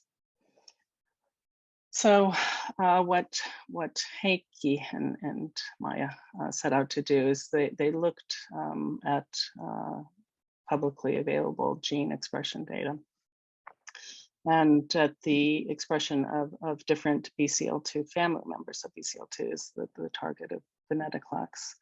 And what they could see is that BCL2 expression is actually in AML limited to less mature subtypes and isn't really expressed in more mature AML. And this is also apparent in normal hematopoiesis as well. So BCL2 is more highly expressed in less mature progenitors, but are more expressed in less mature progenitors and less expressed in mature cells. 2 minutes. And okay, I'll wrap up quickly, but basically what they showed is that by combining the sort of multi-parametric analysis they could start identifying potential combination treatments for AML patients that were particularly resistant to venetoclax. So if we look at this sort of complex heat map here on the right side, we're looking at drug sensitivity results from AML patients who seem to be quite resistant to venetoclax. But based on the ex vivo drugs screening analysis and also the gene expression analysis, we could start predicting what combinations might be better for these patients. So in particular, we saw that venetoclax combined with the JAK inhibitor ruxolitinib was quite effective, and also venetoclax plus a MEK inhibitor was quite effective. And this was shown earlier yesterday by Marina Konopleva. So this is now being validated in a clinical study led by Mika Contro and also Heikki, and looking at the ability of ex vivo screening to predict the sensitivity of AML patients to the venetoclax azacitidine combination.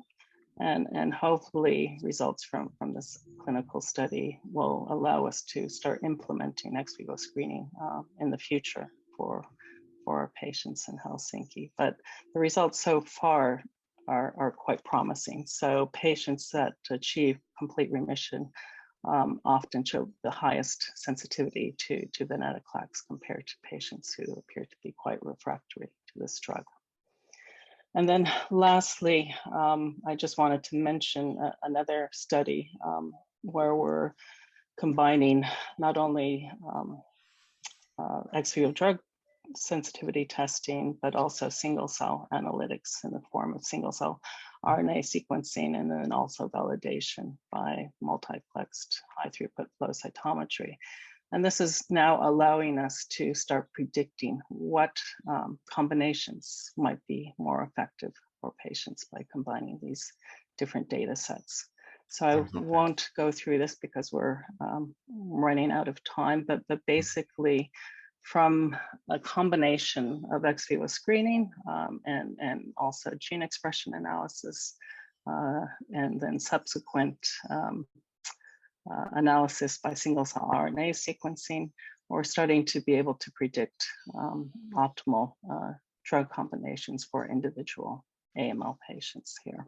And this was recently published now in Science Advances and been led by Tero Aito-Kallio and his group. So in summary then, just quickly to say that adding an additional layer of phenotypic functional assessment, in our case, high throughput drug sensitivity testing, we're able to use that information to help stratify blood cancer patients and also predict their outcome. Importantly, the combination of drug screening plus molecular profiling allows us to do more correlative studies and identify molecular signatures that might predict patient response. And then just to also say that you know, in the future, I think as we bring in newer technologies like single cell sequencing, we can use these different platforms that might be able to help us design, especially individualized combination treatments. I need to ask you to wrap up now so we can have time for questions. Yes, Caroline, and please. that's the last. So Okay. my conclusion, my acknowledgement slide is pretty much the same as Kimo. So thank you very much for your attention, and I also want to thank the patients, you know, for their really generous donation of their samples, and we wouldn't have been able to do this study without them. So thank you very much. Thank you very much, Caroline Heckman. Fantastic. And Karin, Eva, what questions would you like to put forward to Caroline? So I can put forward a quick question, Caroline, and that alludes to TP53 mutations, which of course is a major problem in myeloma and AML and MDS and so forth, and of course also in solid cancers. So what you see, for example, in MDS and AML is that you very often have a quick early response to any like azacitidine, for example, but that the disease, the p53-driven clone relapses very, very quickly. And could you comment on this based on your in vitro data? Yeah, so, well, basically we do see a loss of certain subclones, for example, when we look at the sequence data. So basically there's a selection pressure, and some new resistant subclone arises, and it may not necessarily, might have a different combination of mutations that are resistant. Yeah. Okay, thank you. Karin, do you have a question for Caroline as well? I do. Thank you for this fascinating presentation. And so I'm coming from the lymphoproliferative side, and I'm curious to understand how we could apply this on lymphoid neoplasms, and what kind of tumor samples that are necessary to do your drug sensitivity analysis. Yeah, so there's been a lot of great work done by, for example, Torsten Zenz in CLL, and also for ALL, a lot of work has also been done by in pediatric ALL with Jean-Pierre Bourquin. So I should comment that there's actually a EHA working group that is focused on this functional precision medicine. And so the investigators are working together and thinking of how they can coordinate in attacking multiple different hematological malignancies. So how about, both ALL and CLL are accessible through the bone marrow and the blood, but if you want to analyze a lymphadenopathy from a diffuse large B-cell lymphoma, for example, would you need vitally frozen or single cells? Yeah, so we haven't done that ourselves, but other groups have actually used dissociated lymph node tissue to collect cells. So this seems to be quite useful for that. Thank you very much. We do have, Eva, would you like to put forward the question? We have two questions in the chat now. One for Caroline. So the first question is from Svetlana Nikic, and that is about, do you think that the AML cases without known driver mutations with good ex vivo response could have another type of molecular mechanism responsible for this? Do you think that whole genome and transcriptome data could have given additional insights? Yeah, so definitely. So this is what we were seeing, I think, with the KIT pathway activation, for example, in response to dasatinib. It wasn't such that the ex vivo data was necessarily predictive, but it was actually more that the pathway information we got from gene expression analysis and transcriptome sequencing was actually possibly even better at predicting response. Okay, thank you. Do we have time for yes, let's also bring up the last question from Carl-Johan Malmberg. Okay, so Kalle Malmberg then consequently asked, so how is the genetic variation actually related to response to various types of immune cells? I mean, that is the essence, T and NK cells. Yeah, this will be a really important question to address, I think, now in the future as we combine different targeted drugs with IO drugs, and hopefully the ex vivo, the multi-parametric ex vivo assays that we've been developing will be helpful for that. Okay, thank you. Thank you so much, Eva Hellström Lindberg and Karin Ekström-Smedby for chairing this session, and thank you, Caroline Heckman, for the excellent final talk of this symposium. We will now end the symposium with a panel discussion, and where we invite speakers from yesterday and from the last session as well. You won't be seeing them in a breakout room or group discussion, the last session speakers, but you'll meet them in the panel.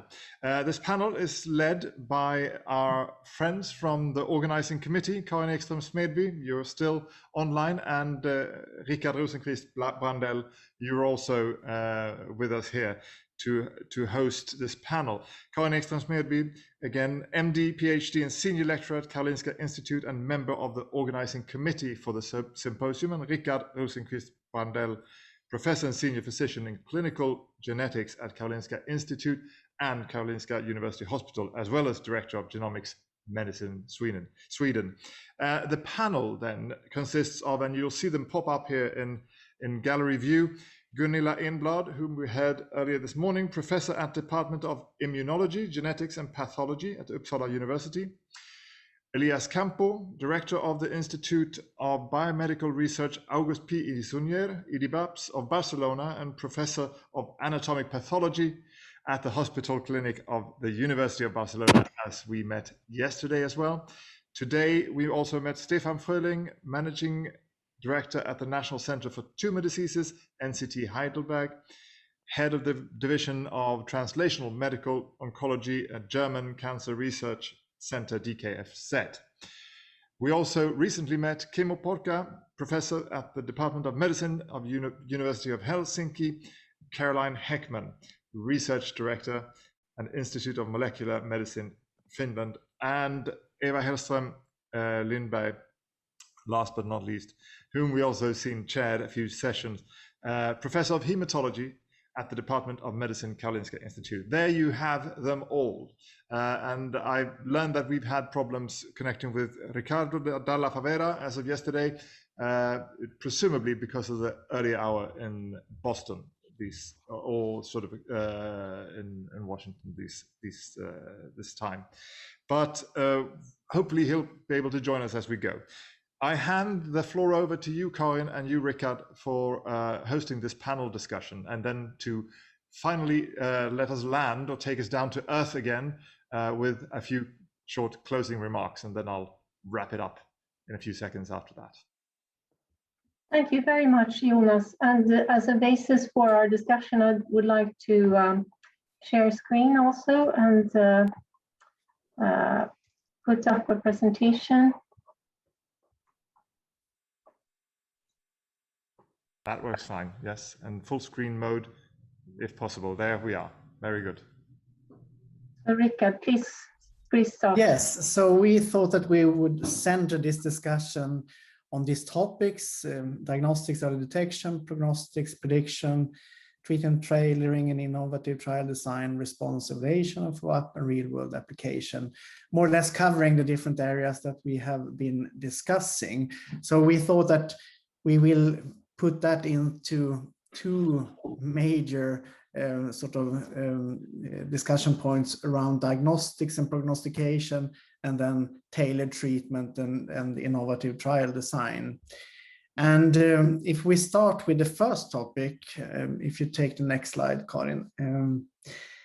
Of course, we have heard now the importance of genomics and the revolution with technologies that has enabled us to both detect genetic aberration and to use them to classify tumors and improve diagnostics. But we have also heard that genomics is not enough. We need other layers of information, that the trend is multi-omics, and that you should look at transcriptomics, proteomics, metabolomics, etc., the microbiome. And also, of course, there have been several lectures that pointed to single cell analysis, that this also is quite important to understand not only the sort of complexity of the tumor, but also the microenvironment and the surrounding tumors. And the challenge for the future will probably be the integration. We have seen some examples that it is possible to integrate data, and hopefully this will sort of pave the way for for future design of trials. So I was thinking to start to discuss this with genomics and precision diagnostics, and I just wanted to hear, Elias, you have been instrumental, for instance, to your editor of the WHO classification, or one of the editors for hematological malignancies, and what do you think of genomic technologies and other omics in future classifications? You're on mute, so.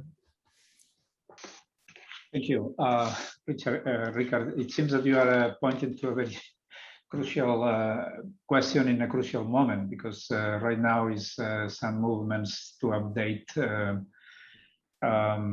the current classification. I must say, and it's not the topic of today, but it's not being easy, the conversations that we are having with the current director of the classifications regarding this issue, because there are different sensitivities on that topic. To what extent the classification has to include advanced molecular diagnostics tests, or to what extent the classification has to consider the practicability of some of these technologies across the world. And I think this is a question that perhaps will lead us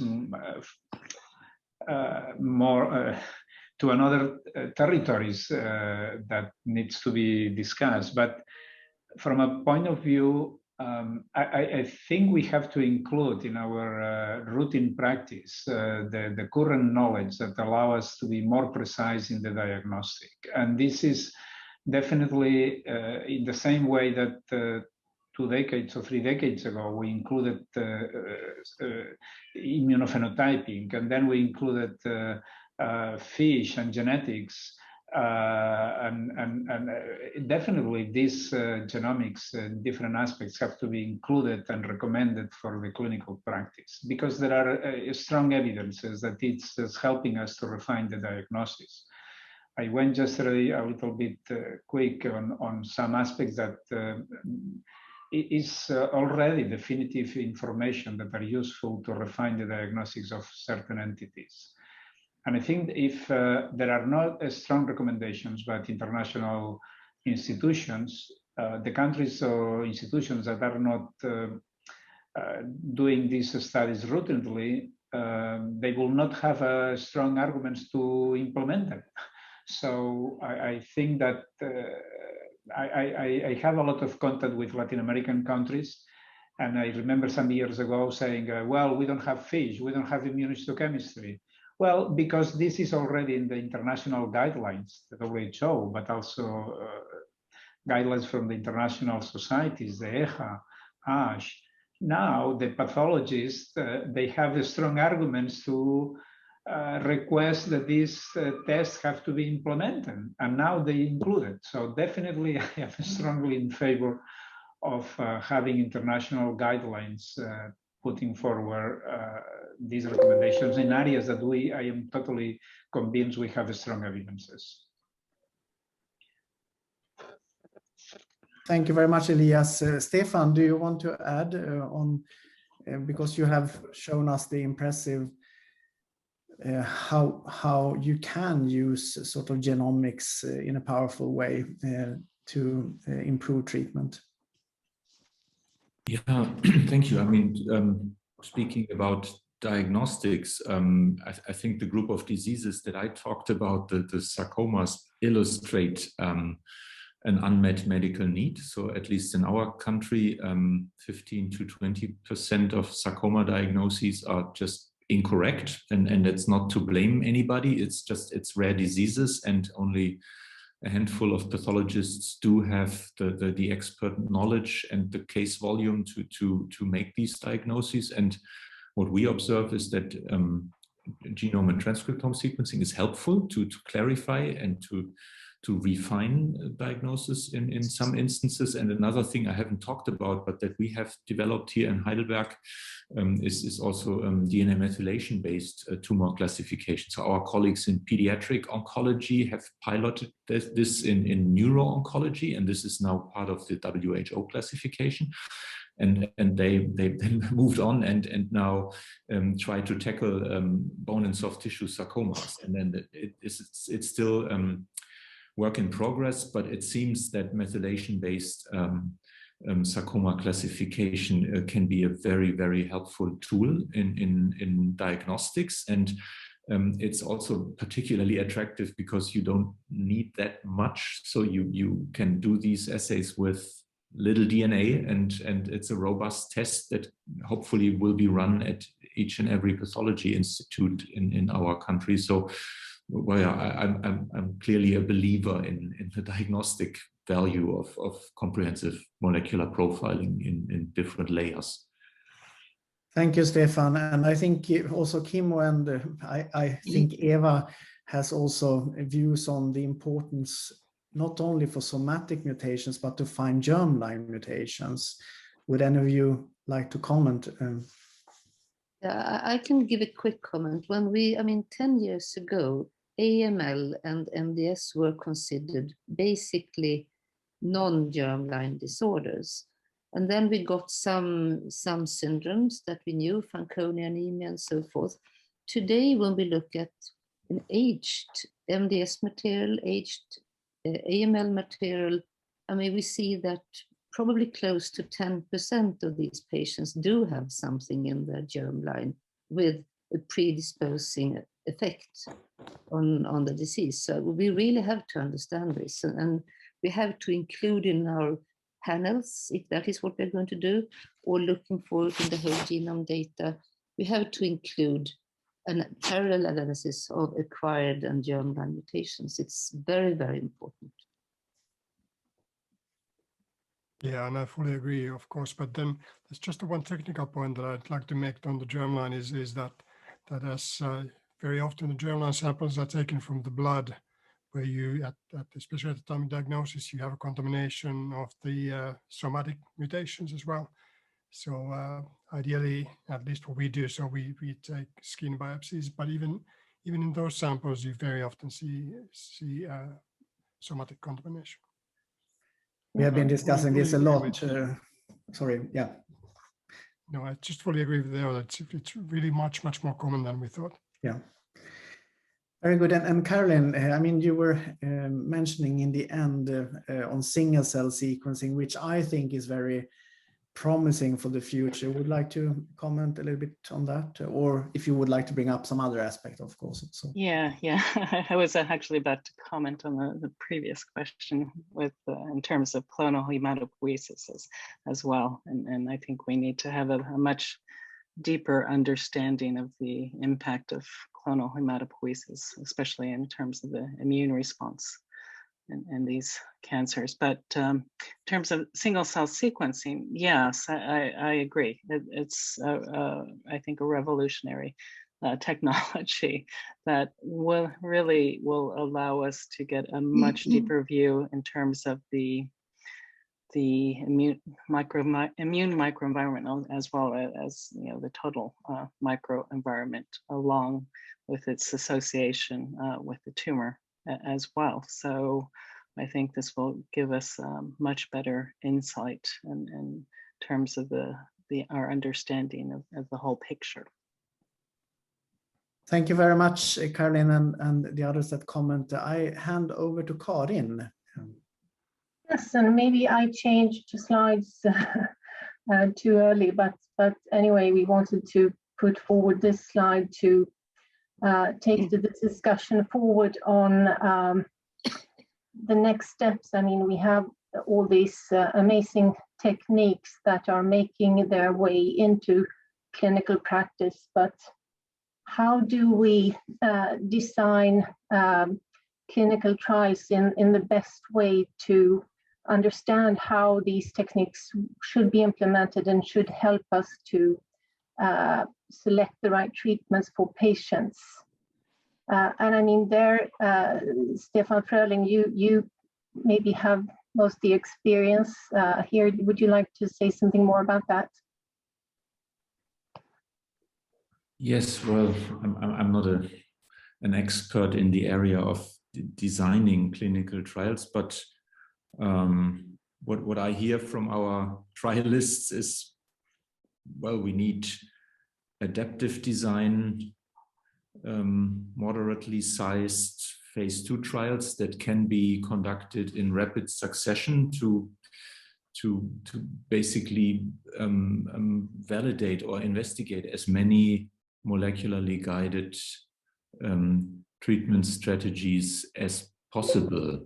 That is our overall goal, and we, as I mentioned in my presentation, we also focus on basket trials. So we do think that's, despite the fact that many genetic alterations or their effect also depends on the tissue context in which they arise, but nevertheless we feel that these basket trials are a good framework to assess these molecularly guided approaches. So I guess that would be a general statement.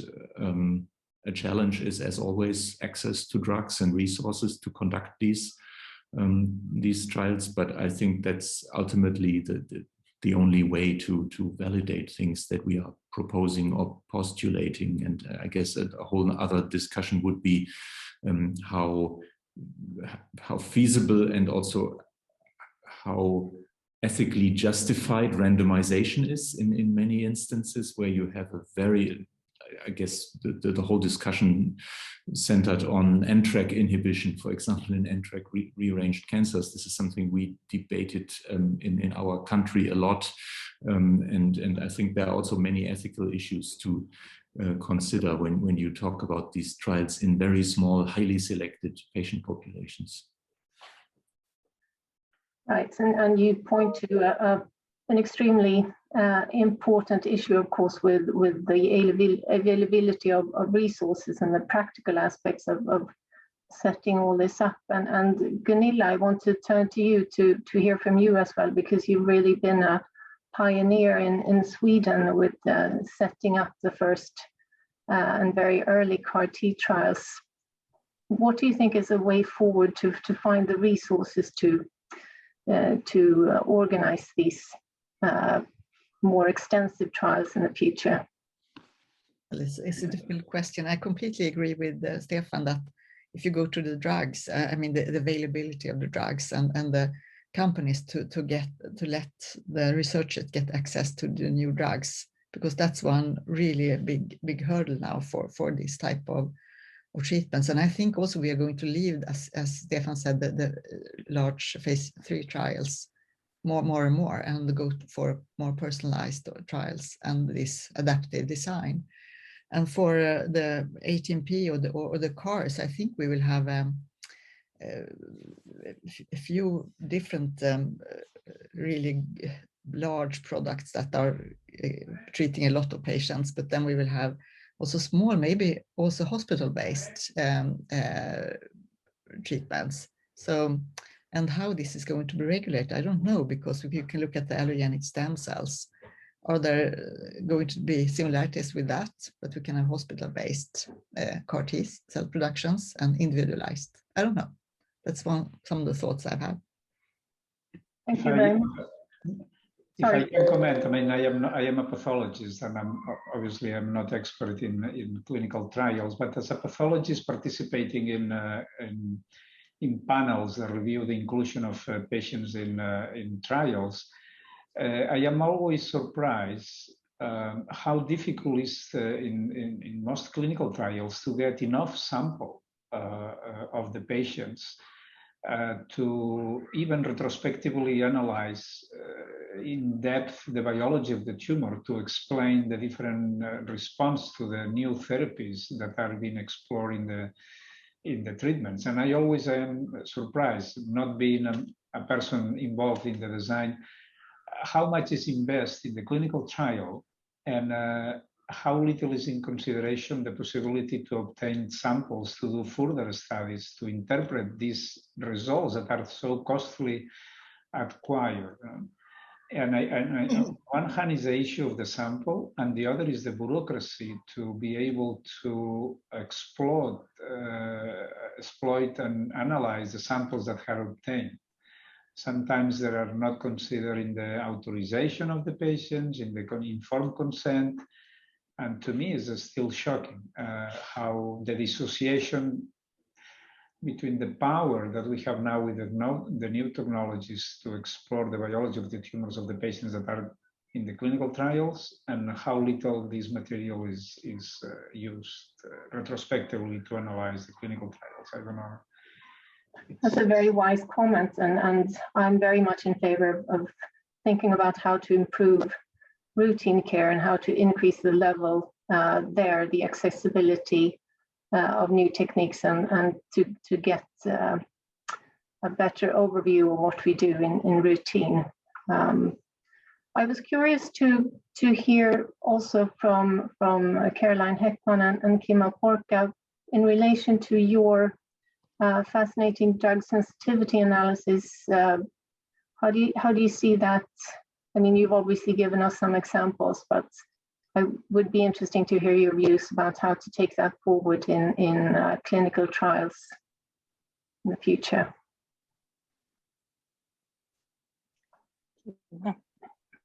Well, yes, we have a few studies ongoing already, but clearly we need much more validation also on the functional testing side, and also a lot of international collaboration. But there's a lot of that stuff already happening.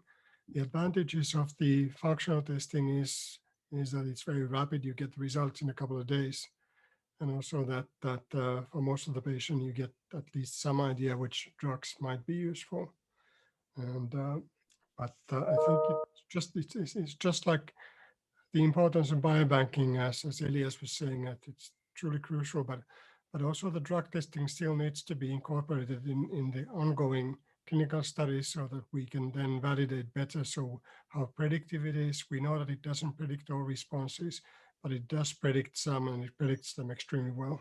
So I will see the clinical use for that technology, but it still requires a bit of work. Yeah, and I think I could add that there is also interest on the industry side to incorporate these type of assays in their commercial studies as well. So I think it's important that they're on board with this as well, so we could get further validation. That's a very, very important point. We need to collaborate and join sources and resources. So we should be wrapping up here actually, but we had one final slide here for the panel, which is probably a very ambitious outset. So what should we do to take all the factors around a patient into account, not only the tumor characteristics and the molecular characteristics, but also all the personal characteristics around the patient and the context. So I'm not sure if AI and machine learning is the answer, but maybe that's helpful. I'm wondering, Eva, do you have a final comment around this, how we manage to take everything into account for a final individual profile? That was a very ambitious question, Karin. I think that we have to be better on the longitudinal aspect.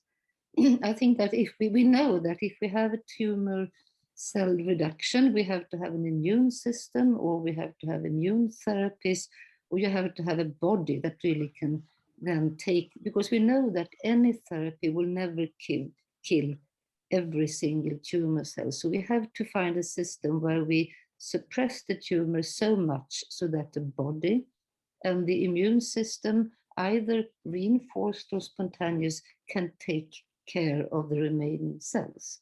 And I think that we have to be much better at longitudinal follow-up. So if we test after one cycle of whatever, we should know already when we are through with the second cycle if we have a resistant pattern or if we have something in the immune response that has to be adapted. So I think we have to be one step before, and then follow up is, I think, as important as the diagnostic approach.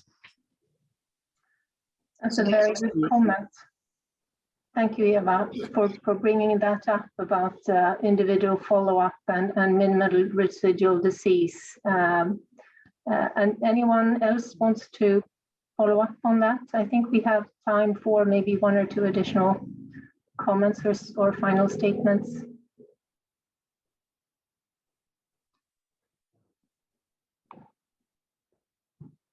Rickard, what do you think? Yes, no, I think we will go in this direction, but of course it will be challenging. We have seen some progress where people are using AI or machine learning to identify patients that where different type of data are integrated. So I think this is a promising avenue. Probably, as you said, it's not the answer, but I agree with Eva that we have to follow patients longitudinally, taking all these aspects into account. So it will be an exciting future, I'm sure about that. And also, probably we have to, some of these diseases will be chronic, and we have to follow the patients and probably give different type of treatments at different stages of the disease, and then we probably have to redo these sort of drug screening or sequencing. So this is an exciting future. Thank you very much. And with that, I actually would like to suggest that we proceed with the closing remarks. But first of all, thank you so much for those of you who participated in the panel. And let's continue. Rickard. Yes, this has been wonderful 2 days, and our ambition, as we said in the beginning, was to bring together both people working with myeloid and lymphoid malignancies.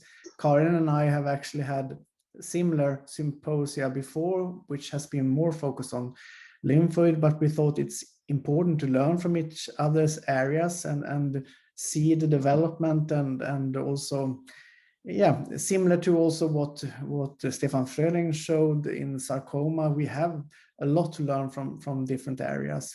So we hope that you have got a sort of understanding on where we are regarding precision diagnostics. That is where we use omics technology for molecular profiling of patients, and how we can match that with treatment. And I think in the final session here, we really have seen some very strong examples that it is possible to do broad genetic characterization and drug screening, and to individualize the treatment selection and patient management. Also, I think today that we heard very exciting avenues for immunotherapy. Of course, there has been a lot of interest the last 5-10 years, and I think this field will also evolve very rapidly. So I thank all of you for participating, and it was fun also to try this with breakout rooms, to have more close discussions, and thank you all that participate. I hope you enjoyed the meeting. Thank you. And we should mention also that, again, as we mentioned in the beginning, that there will be 5 review papers following the symposium. And of course, we will notify all of you when these are available. And hopefully this will deepen our learning from this session. And as Rickard said, I also very much want to thank you all for participating, and specifically, of course, thank you to all the speakers and the chairs, and also for meeting coordination, Tatiana Åkerblom at KI, and Catherine Tursell and Sophie Jonsson from travel teams.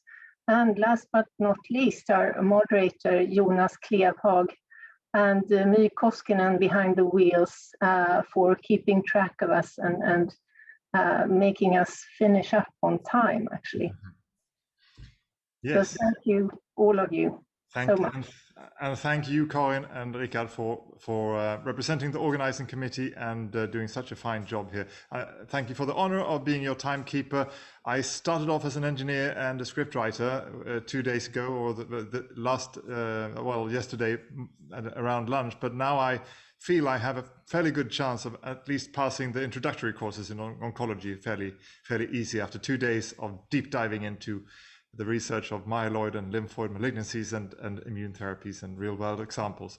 So thank you very much, all of you. And from as a representative from the outside world, I'd also like to say thank you, everyone, for your relentless pursuit of new knowledge in this important area. With that, take care, everyone, and goodbye for now.